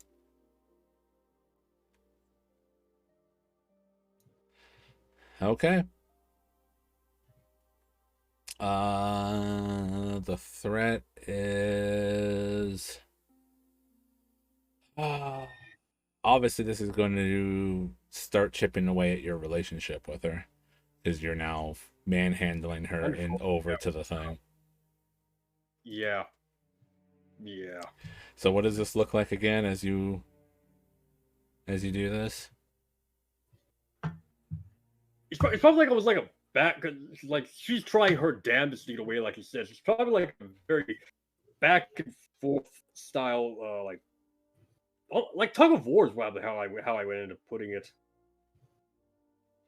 Very much a pull tug, but eventually he just like gets slightly the better of her and like gets her in, finds like hands over her hands, like makes her touch the thing and pull it up.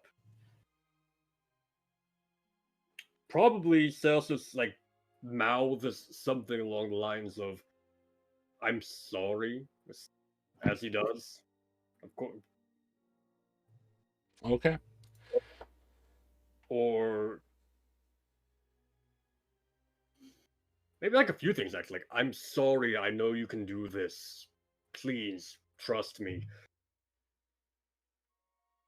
And then make sure pick it up. And we'll see what happens after the break. That's actually a late break, but you know, we'll be fine. We'll be back in 10 minutes, guys.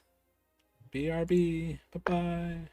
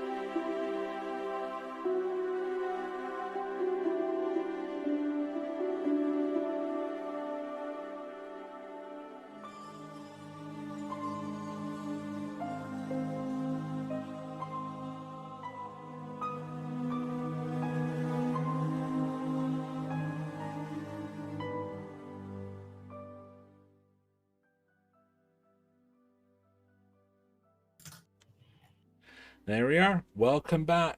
The second half of Star Wars Ashes. That expression pretty much sums it up. We now have Darth Wom.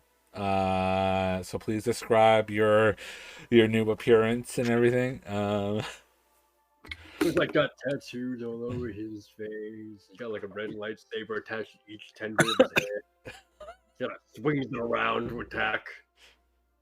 Where's your cybernetics? Is it like, over an eye or a nose or something? Oh no, it's his entire torso from the neck down. It's just all his head's the only part from the left.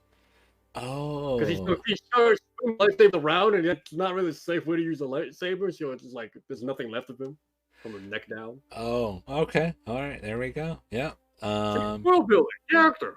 Yeah. I mean, we're basically building towards a like Obi-Wan Anakin fight between Mason and Kato, the ultimate like PvP session where they go to Mustafar and fight it out. Saber pistol. I have failed you, Mason. I have failed you. Wait, that means I'm the bad guy. Excuse me.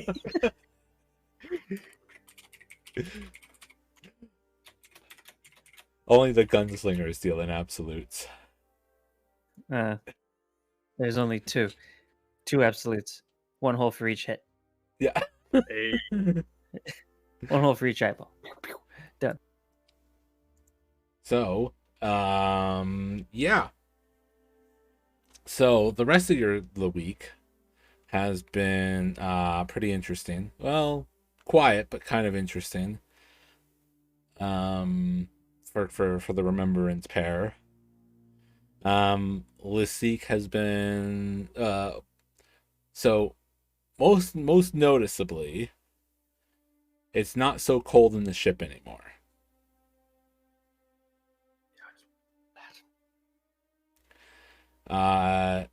Lysique has been fumbling around with the pyramid object in the cockpit for most of the 6 days, getting more and more frustrated with it since you've introduced her to it.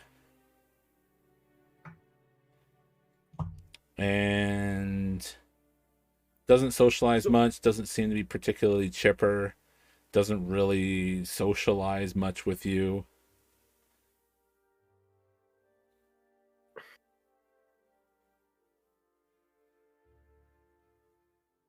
So in some ways, you say it's colder on the ship. No, it's not as cold as I said. It's- Quite the opposite. Yeah, The the ship being is. cold-shouldered. It's I got you. It's now. emotionally colder. Yeah. It's physically not. Yeah. I think Kato's like keeping his distance as well. He knows what he's done, and he's just sort of he wants this over with as much as he wants this over with it a lot. He wants it said and done. He gave it to her. She's looking at it. When it gets in our house, he's going to take it. He's going to get rid of it. That's the end of it. He did what he was told to do. Okay. Fair. That's his defense. That's what he's going to do. That's how I plead the fifth. That's how he's gonna sell it to the courts. Okay. Not the courts, the crazy Sith lady, but yeah. Yeah. Okay. Yeah, it's been that relatively metaphorically cold 6 days. The ship has returned to a normal level of things, which I don't think, aside from the stuff that was in the cargo bay, I don't think you guys had too much that was being affected by, because the kitchen was kind of far enough away from it, so there was never any issue there. But If I remember correctly, we had like a big circle thing drawn on the other map, I believe. yeah, The worst thing was probably the showers was cold. showers are cold. So yeah, you actually have hot showers again.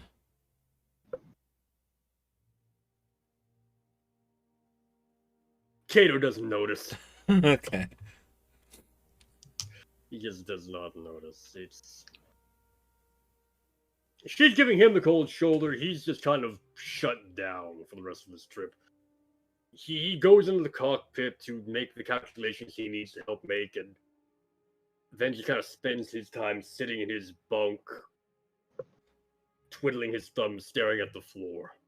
I think like the one or two times, maybe like one of the later occasions, like probably on the 6th or 7th day when you come in to do your calculations, she probably makes like not too directed to you, but directed to the cockpit general air. She exclaims just in a frustrated thing about how it won't open. I think there's a look of relief on Kato's face when he hears that.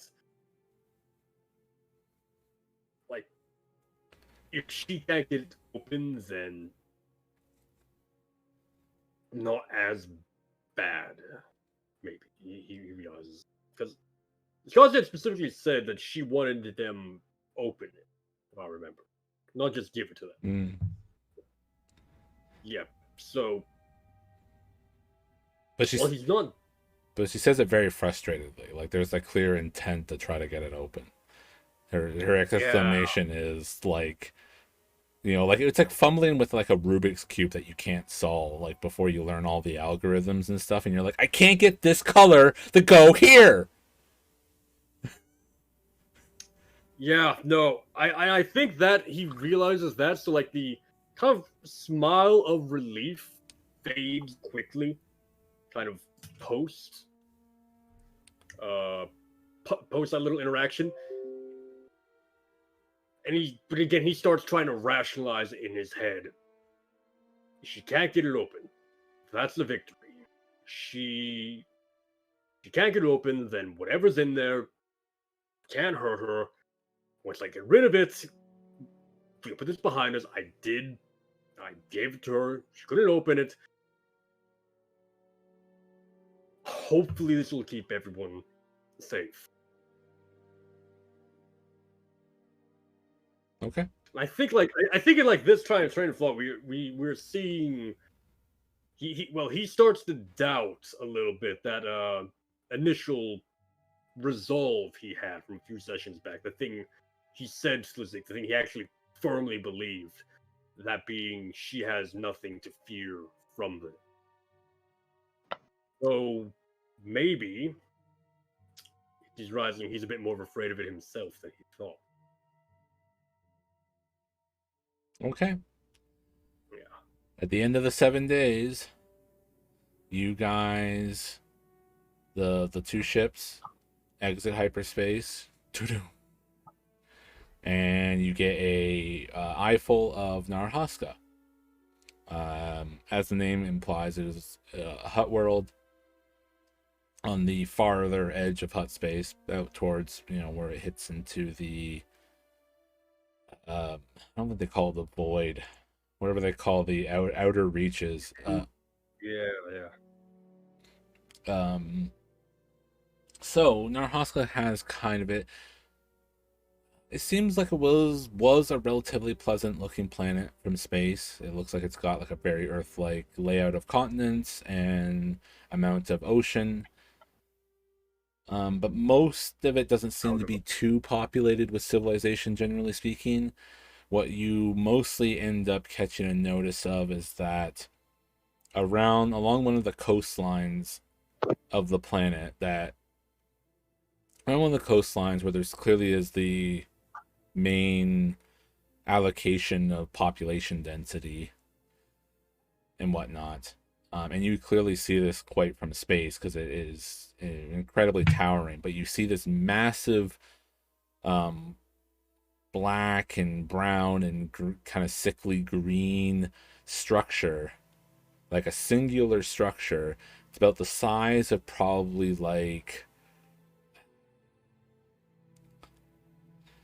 it'd be like the size of most of the American East Coast. Fuck. It goes clearly up into the clouds and like probably the lower atmosphere. And then it's surrounded by the cityscape kind of around it that kind of breaks out and whatnot. And from this massive structure, you see equally, from space, the scale from the distance probably doesn't seem that large, but obviously on the planetary scale, seeing these tubes like 6, 7, probably like 8 tubes, 3 on either the flat sides or on the longer sides, and then 1 on each of the shorter sides that are like kind of reaching out from this structure. 3 of them go off into the ocean and like plummet into it. Another 3 go further on the landmass part of the continent and like dig into it. And then the 2 other, like more of like a north and south thing, kind of reach up and poke into the ground. And from the ones in the land, like there's just this like mass of like dirt cloud and obstruction of vision around kind of where these things dig into. But again, this thing is so massive that it's above that, so you kind of notice the again, the cloud level blocking the ground below it, but you still see this massive superstructure that feeds into the central building. It basically looks like someone put like a Borg mask on a planet.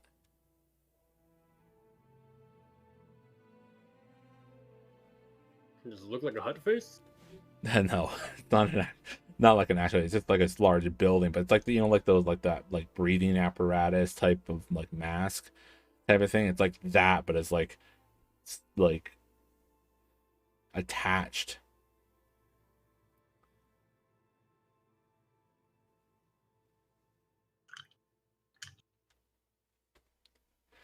And both crews see it, of course. Because I mean, you have your cockpits. You come out of hyperspace and see this as the planet clearly.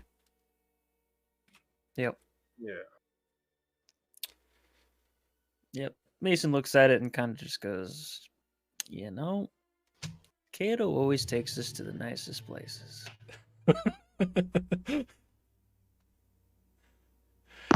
Well, let's see if we can get paid then. Yeah.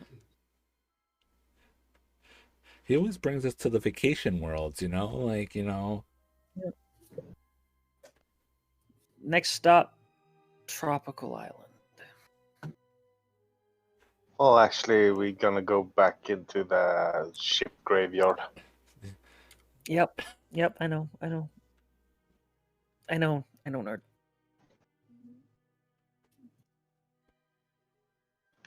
So how was the plan to do this? Are you gonna go over to the Remembrance and fly down there? Yeah, no, that was the plan. He doesn't radio in. He just sends like a text message, more or less, over to the Poodoo that there's something real fast that he's going to go ahead and go on down, and he's going to try and take the ship down to the planet and to meet up with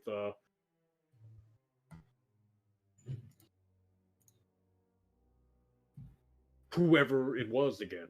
The bishop. Bishop. I did not write that down, actually. I didn't know I got his name.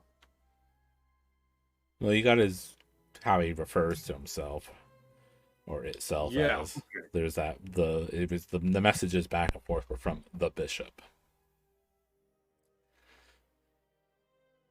There's also while you're messing with the comms, just so it's made apparent, there is also a message to Mason on the Remembrance as well.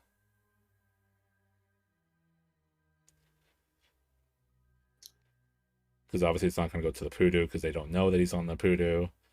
So it's stored there.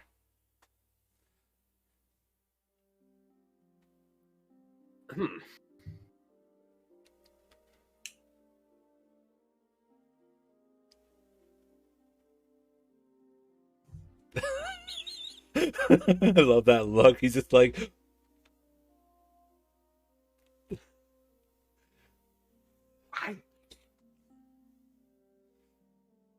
Tater doesn't look at it. He doesn't send it. He doesn't look at it, first of all. That's not a question. I don't think he sends it over either. He's very concerned right now with just getting down. Okay. No forwarding. Wow. Okay. Hey guys, I'll come. Should we dock with each other? Just gonna leave? You see you like power up to go for for an approach, and we're like here in space, and we know we can't do approaches. It won't take long, Nod. This is going to be a quick drop off. Get in, get out, be done with this. No sense in bothering you two or leaving the rental all alone. Well, look at Mason like that wasn't the plan, right? Figured we were all going together on this one.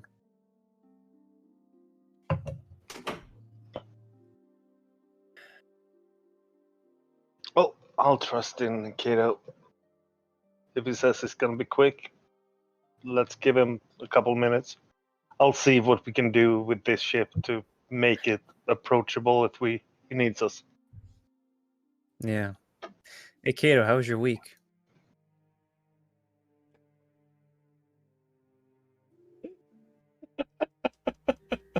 Uneventful.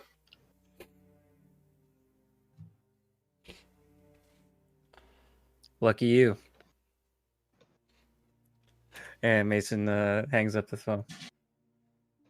Yeah, I think we see on Kato's end, he was about to turn it off himself. Like he retracts his finger and just goes back to getting the ship down.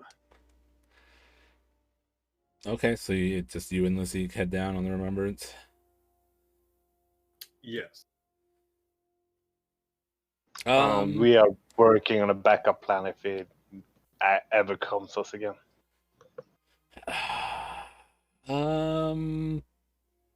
Maybe we have to make the Puder bomb. Give me a Mason. Give me a.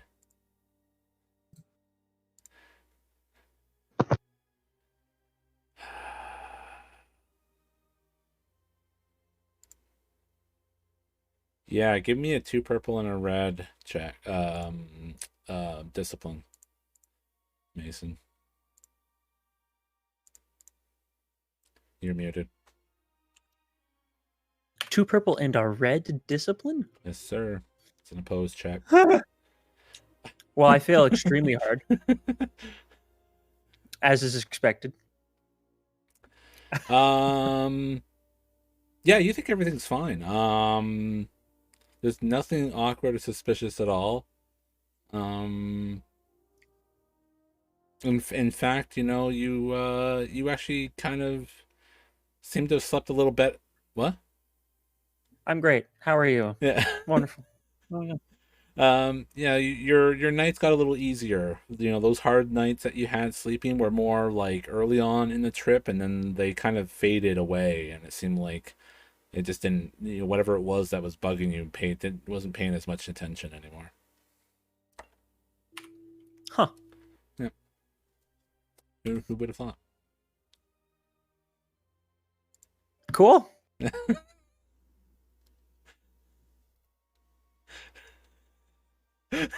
Just that face. Best sleep I've had in days, man. Yeah.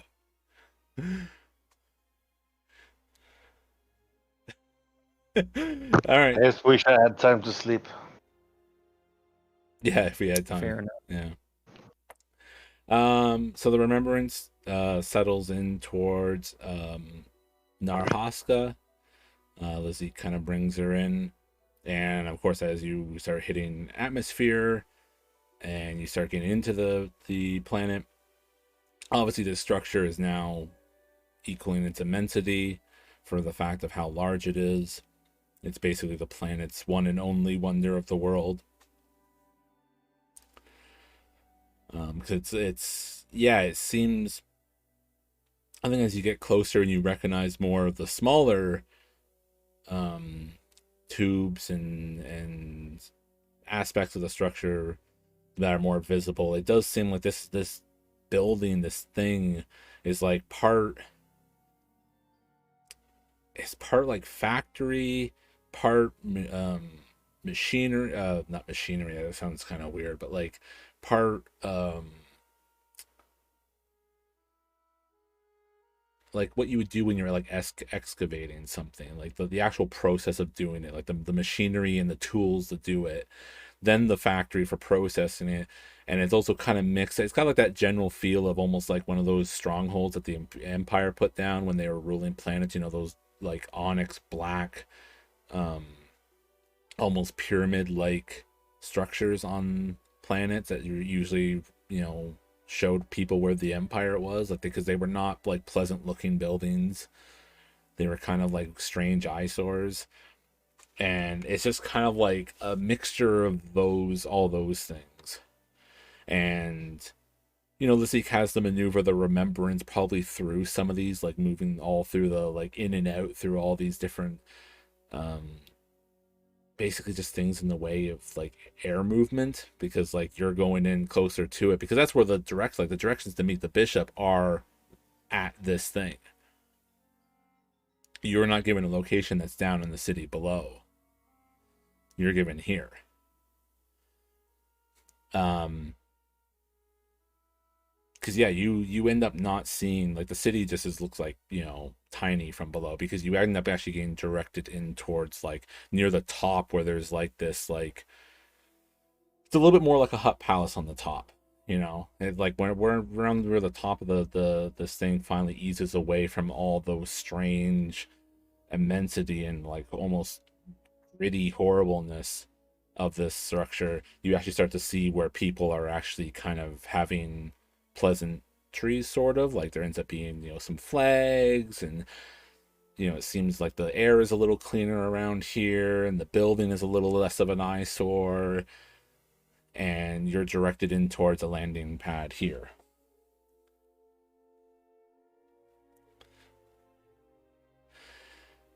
And she settles the ship down. You know, Lizzie kind of handles controls, brings the ship to a halt, picks up the pyramid again, trying to fumble with it, like tugging at the sides and trying to like twist and turn things that just aren't moving. But she's like, seems convinced that they do.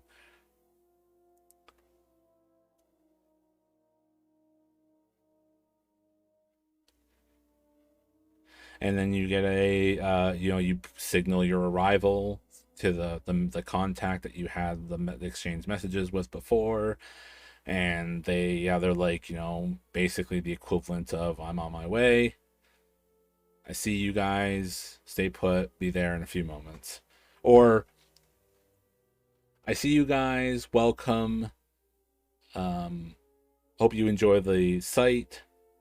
And looking down at all they probably even use the word looking down on all the peasants, and they said they'll have some people that direct you so we can meet. And then sure enough, there's probably like a handful of guard like people that come out and, you know, kind of wait a bit away from the remembrance in expectance of you guys to depart.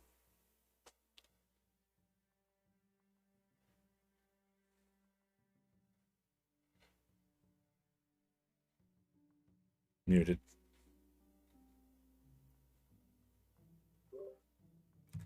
Kato will. I guess you like go through like last of post flights check, and then just turn to Lazik. All right, it's time to get rid of it. And you say that, and as she's kind of like fumbling with it, and you say it's time to get rid of it, her hands just like, as they're fidgeting with it, they stop, and she shoots you this like hateful glance, and she goes, "No, you gave it to me. It's mine now.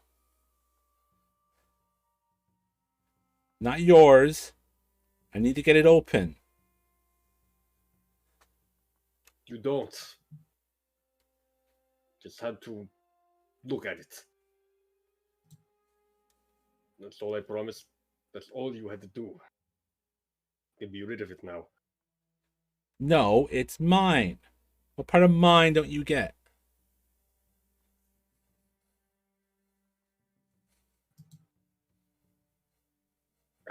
I think Kato, like,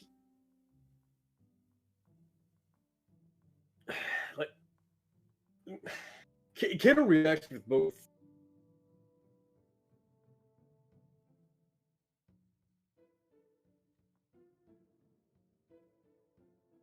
He both saw this coming based on everything he witnessed throughout the week.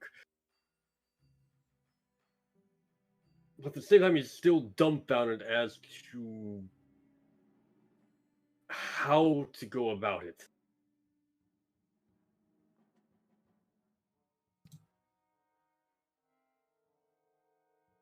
And that worry that he was wrong just got upped tenfold at least.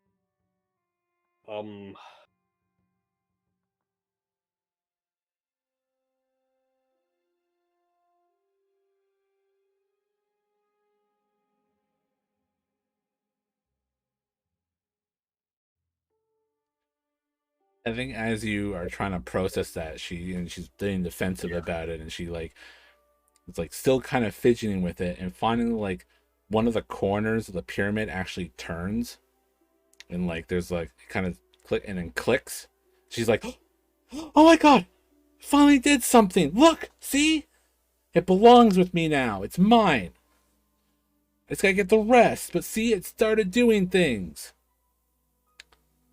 And the light on it kind of like shifts, like pulses a bit of a faded color across the like surface of this strange object.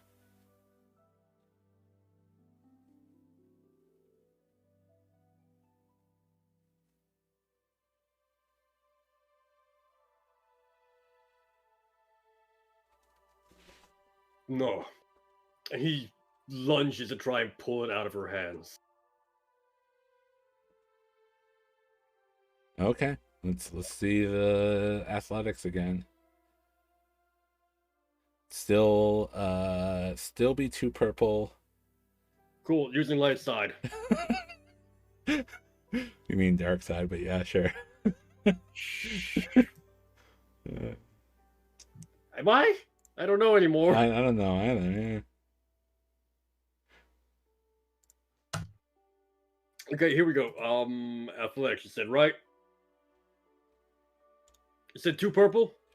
Yes, sir.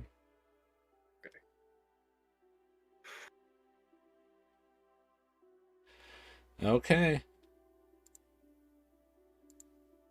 Strange enough feat as it is.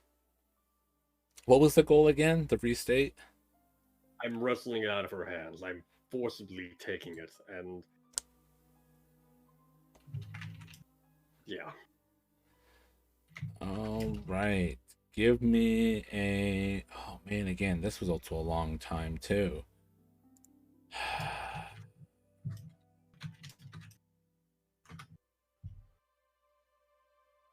Oh, that's right. It was resilience. That's right. Give me a... I think it was 4 purple resilience. Nope, that's 5. That's not right. Yeah. I I'll think take it. Was Okay. it 4 or 5 that I made Mason roll? Can't remember. It's gonna end badly. Well, not that badly. So you get it out of her hands. You know, you lunge at her and she yelps, and you have that tussle, and you manage to get it free, and you get it out of her hand. You're like, there, I got it out of your hand. And then you feel this intense cold, and you can just see the frost and the dark blue creep across your hands, and you start losing feeling in your arms, and they're just like basically just like they're just like your arms are now just like a stuck set of blocks in front of you.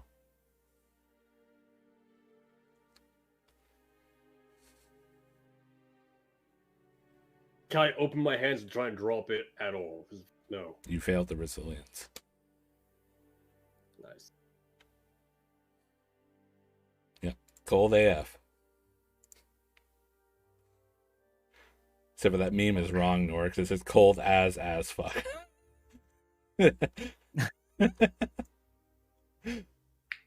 God damn you, green dice! Why'd you hate me? And she looks at you with a bit of Annoyance, kind of concern, kind of like the shock of seeing it as your like arms and hands almost like noticeably and literally become ice while holding it.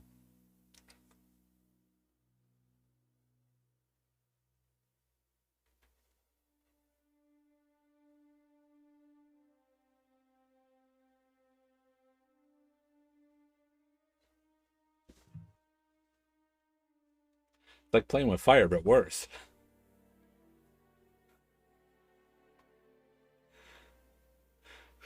Calms the guys.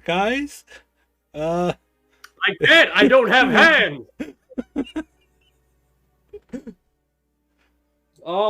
Shit.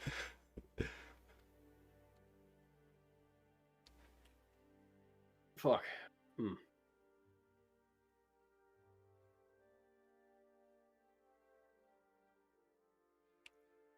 I effectively think I can throw myself off a cliff. You know?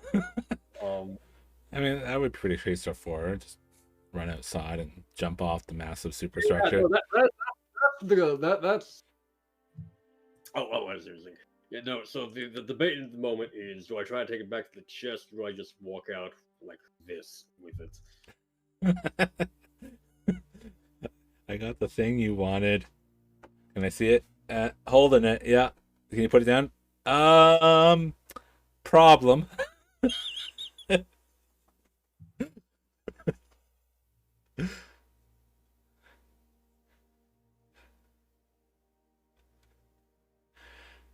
You're gonna try to take it back to the chest.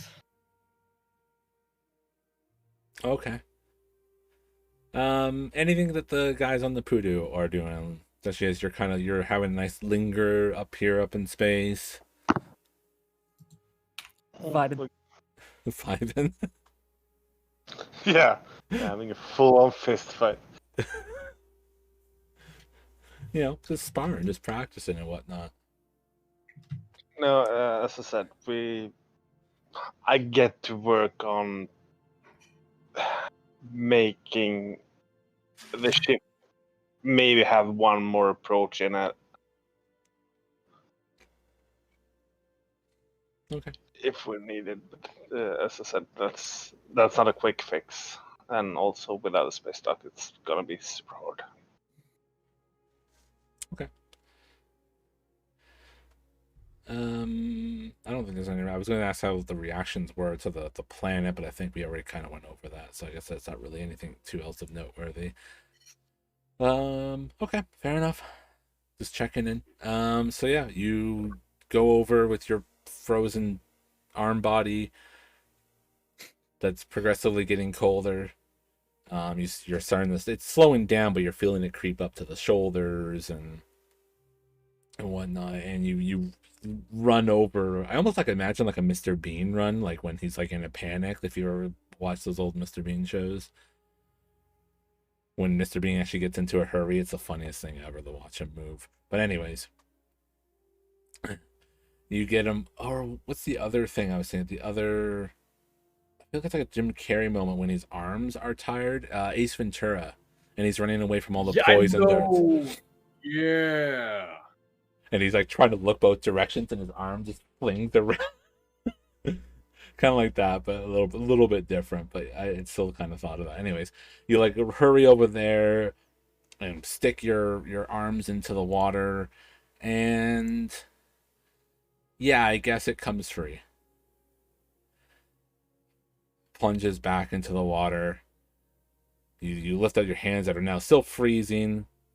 You can't really move them too well. It's a pretty terrible pain, especially as the warmth slowly starts to return. Like it's just like as it's creeping down your arm, it's just pain, more pain. Oh my god! Like it's just progressively getting worse as it gets to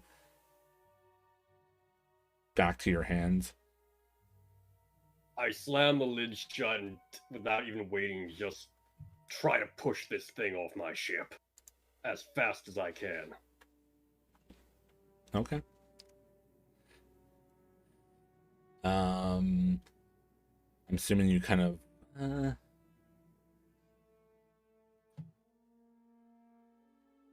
Yeah, well, I guess I don't. I mean, do you leave Lizzie behind? Yes. Okay. Say you hurry out. You're pushing the chest.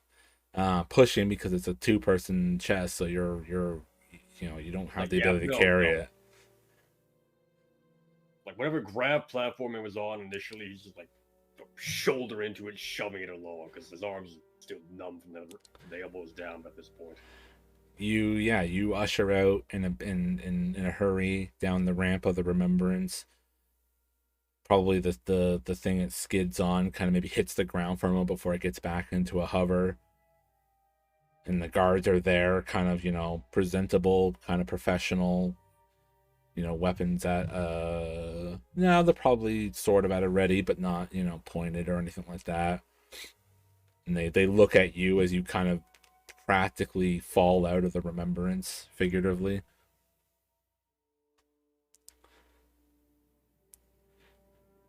Where is Bishop? He here? We are in order to guide you there, sir. Please follow. Okay, fine. He goes. He just keeps pushing and goes. Yeah, you're still just shouldering it along. Bit windy up here, a bit chilly. It is pretty high elevated. The air is maybe a touch thin. This is above the clouds. You're doing all right, though. A lot better than most. Surprisingly, even though you're a Nautilin who's more for a water atmosphere. But it is, it's a bit rough. But, they maybe got like some sort of like dampeners, some sort of like a dome or something structure over here that kind of helps mitigate things. But it still is noticeable that you're in a very high elevation. And they lead you into basically a prestigious, well-decorated, high-class, wealthy-looking palace. You enter the doors and there's decorated, elaborate ruggings. There's silk banners. There's fine vases or vases, however it's pronounced, on tables and stuff throughout. It's got, you get the one room with the like ultimate grand staircase that like branches off to like 6 different levels because it spans, like goes like up on an angle up a bunch of floors, and it's all like some sort of like Dura marble floor. Yeah, I know. Dura marble. Gotta keep the tradition. Gotta keep the tradition. I just processed that, you son of a... So yeah, they lead you into this, and it's a place of this pouring money, basically. There's also celebratory like banners and maybe even some like one of those like they're not water paints, but the really finely done painting, like the busts, where you have like regal lords and whatnot usually, but it's all of the huts, like all the different huts of the Hut Cartel and whatnot are all on like the side pillars that, as you go up the grand as you look up the grand staircase, you're not led up there. You're led around and towards a big room, kind of like a big large set of double doors. They open up. You're pushing through there, and it's basically like Start your bad feeling about this.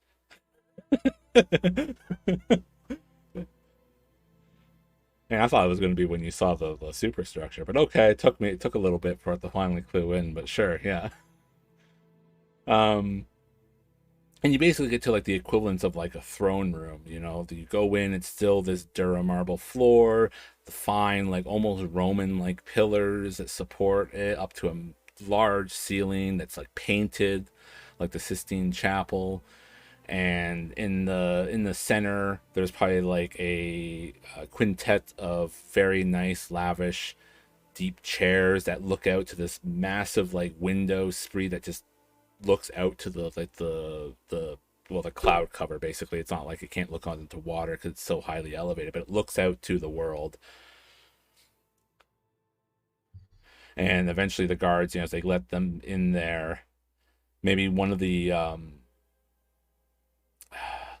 maybe like grabs like a spear or something and kind of like taps it on the ground to announce your presence. And sure enough, this like man stands up from the center chair and turns around and seemed maybe initially a bit annoyed, and then like saw you and saw the chest, and his face just kind of like lights up. He grins from ear to ear, and but he's got like a very kind of simple but pompous kind of like a suit dress almost. Like it's like a suit, but it just kind of keeps going and kind of flows into a bit of like a dress. He is, I believe I notated his stuff. He is, oh, sorry, my apologies. It is a she. She is in a suit style dress, and it is, I don't think you'd recognize their race. You would add a character, but not in character. They're white with like black tattoo style markings, partly over their face, bald, and gray eyes. And yeah, she gets the whole like grins from ear to ear. She steps forward and looks at you in the chest. Bishop. Yes, quite. Pleasure to meet you finally. I take it this is the rare, exquisite piece you were wanting to bargain for? It is. The price you offered, does it still stand? Oh, absolutely. Did I quote a specific price? Do you remember? Remember it was 6 figures. 6 figures is all I have written down as well, yeah. Okay.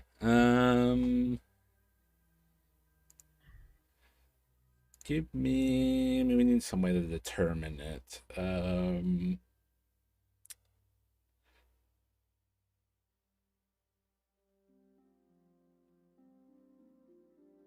Give me a D150. A hell of a die. Oh, goddamn, okay. Because, people have those lying around. Just, dude, just grab your D150. Like, let's just make this roll. Hey, nice. Everybody roll 150 percentiles. Right? Yes, of course. Absolutely. 169,000 credits. As long as this contains what you said it would contain. By the way, I love this accent. Contain, what was that? What contain, Yeah. And she looks at the chest expectantly. This clearly imperial chest. He enters the code, pops it open. It opens up. Ice sculpture holding the pyramid object with the one corner turned. He breathed. He like breathed a sigh of relief. I think he was. I think he wasn't sure what to expect opening it up this time, based on how it's reacted all these other times. Comes out with a giant middle finger holding the pyramid. Oh, excellent. The Huts will be very glad to know that you're supporting their new war effort.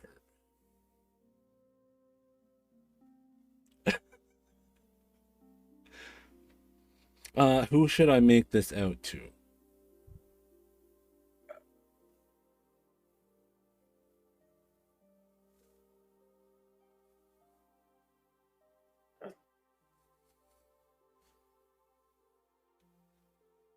War effort. It's a piece of artwork. It's a statue holding a box. To some it is that, of course. Yes, of course. But as it turns out, this is a relic of a past time, young man.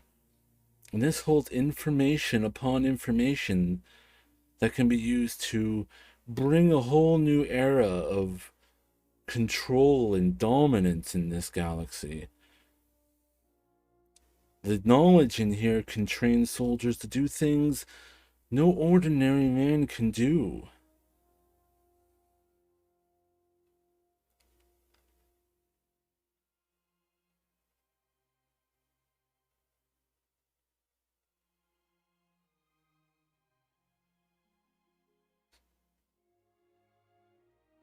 I love I love Fiend's look.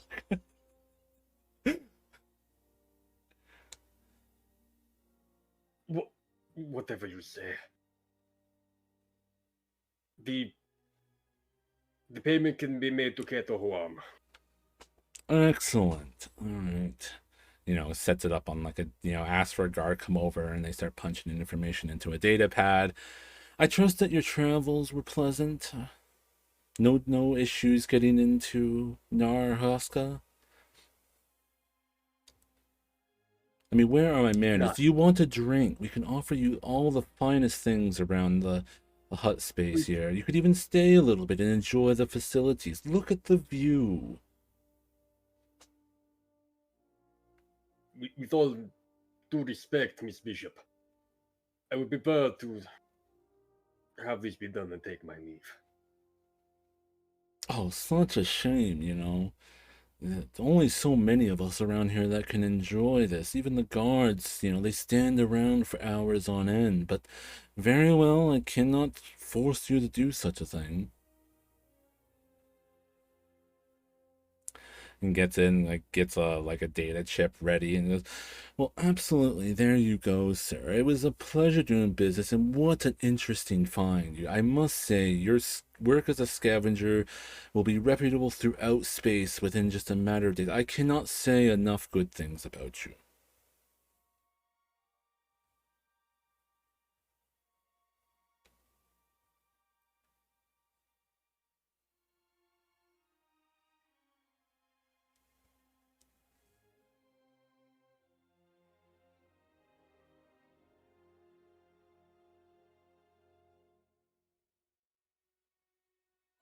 I'm free to go then? Well, yes, absolutely. Thank you so much. It was a pleasure. And she offers her hand. He looks at it.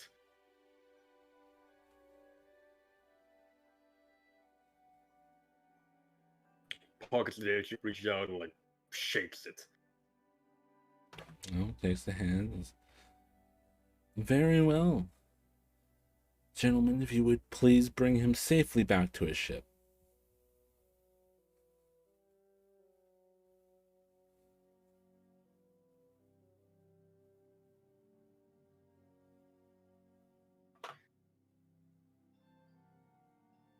Thank you, but I believe I can make my way back without an escort.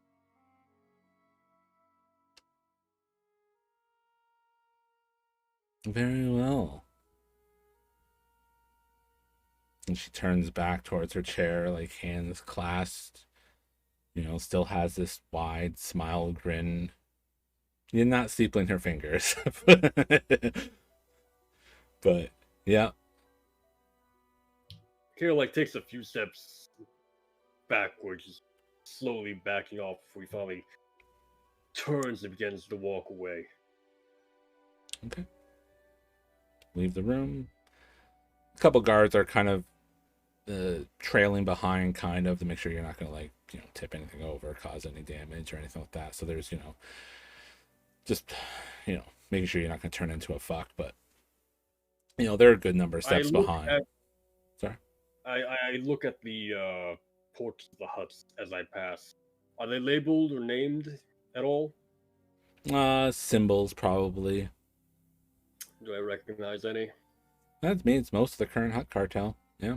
Kirka, Topol, whatever the other major families are that are still alive, because obviously I can't say Jabba.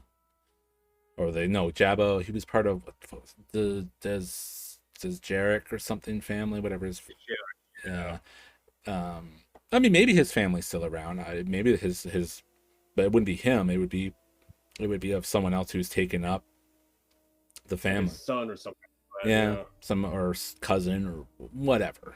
Yeah, so there's probably one of them around, sure, but it's the Hut Cartel. Like they're all sitting, residing.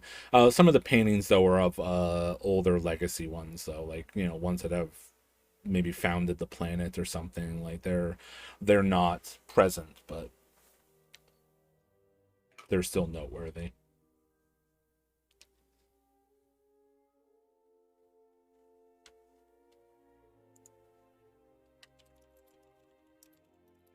I think that's like the first 5 or 6. He just stops looking and keeps walking, making his way back to his ship.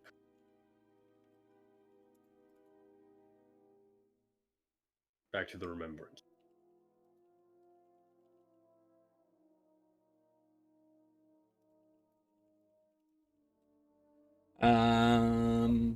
Yeah.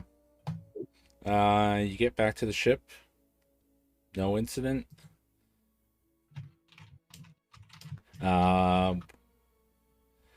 What do you do when you get back to the ship?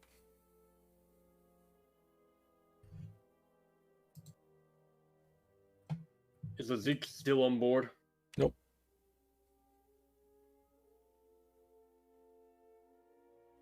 No.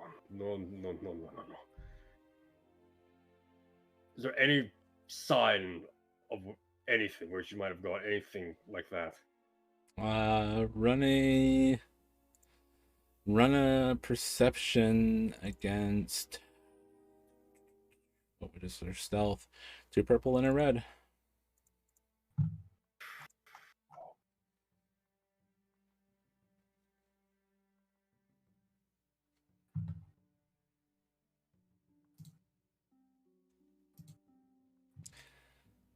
No trail that you can pick up on. She was a quick one. The advantage is no, that's already obvious. Because you already know why, so it's not like that would be an advantage. Can I get back in contact with Bishop? I mean, yeah, I'm trying to think what the advantage is. That's not a particular. That's not the. I mean, you can just do that. That's not like something. The advantage is, man, I don't know in this one. This one's a weird one. I mean, I guess the advantage is you feel reasonably comfortable that you could probably go back to the building without obstruction. It's not like you came out to the ship and now the guards are going to bar you. Like you feel like you're still kind of left with that open invitation, but yeah.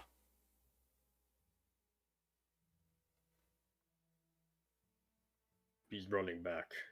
It's fine. If there's any guards back, he's gonna run up to them and politely request to speak with Bishop again.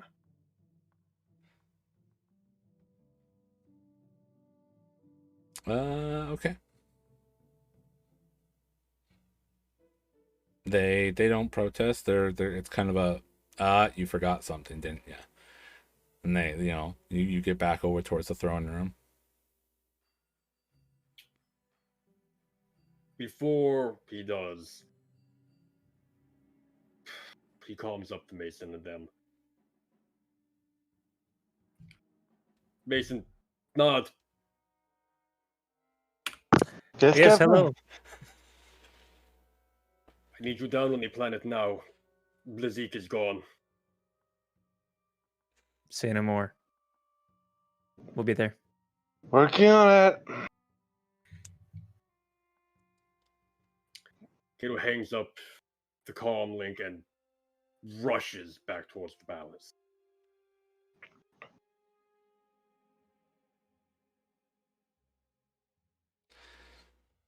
Okay. I'm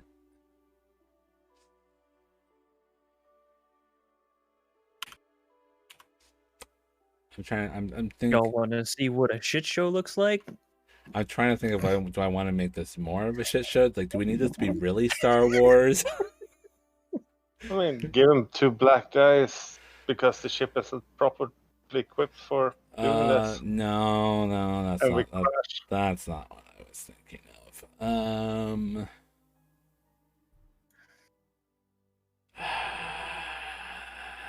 I mean, I kind of want to. I'm really tempted to. Up to you, Mr. DM, man. Yeah, I will vibe regardless. yeah. I'll at least flip a dark side to give you something for it, for being the potential I bit of dick for it.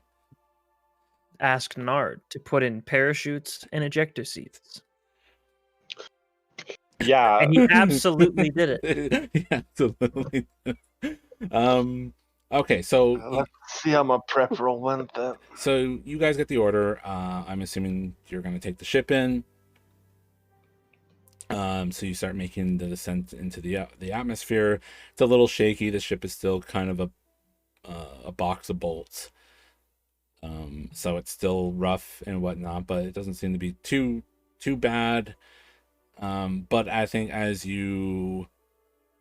we'll probably close on this a little bit early for the session, but we'll probably close on this as you're getting into the atmosphere and you take a look out into space, and out from hyperspace is a Victory class Star Destroyer.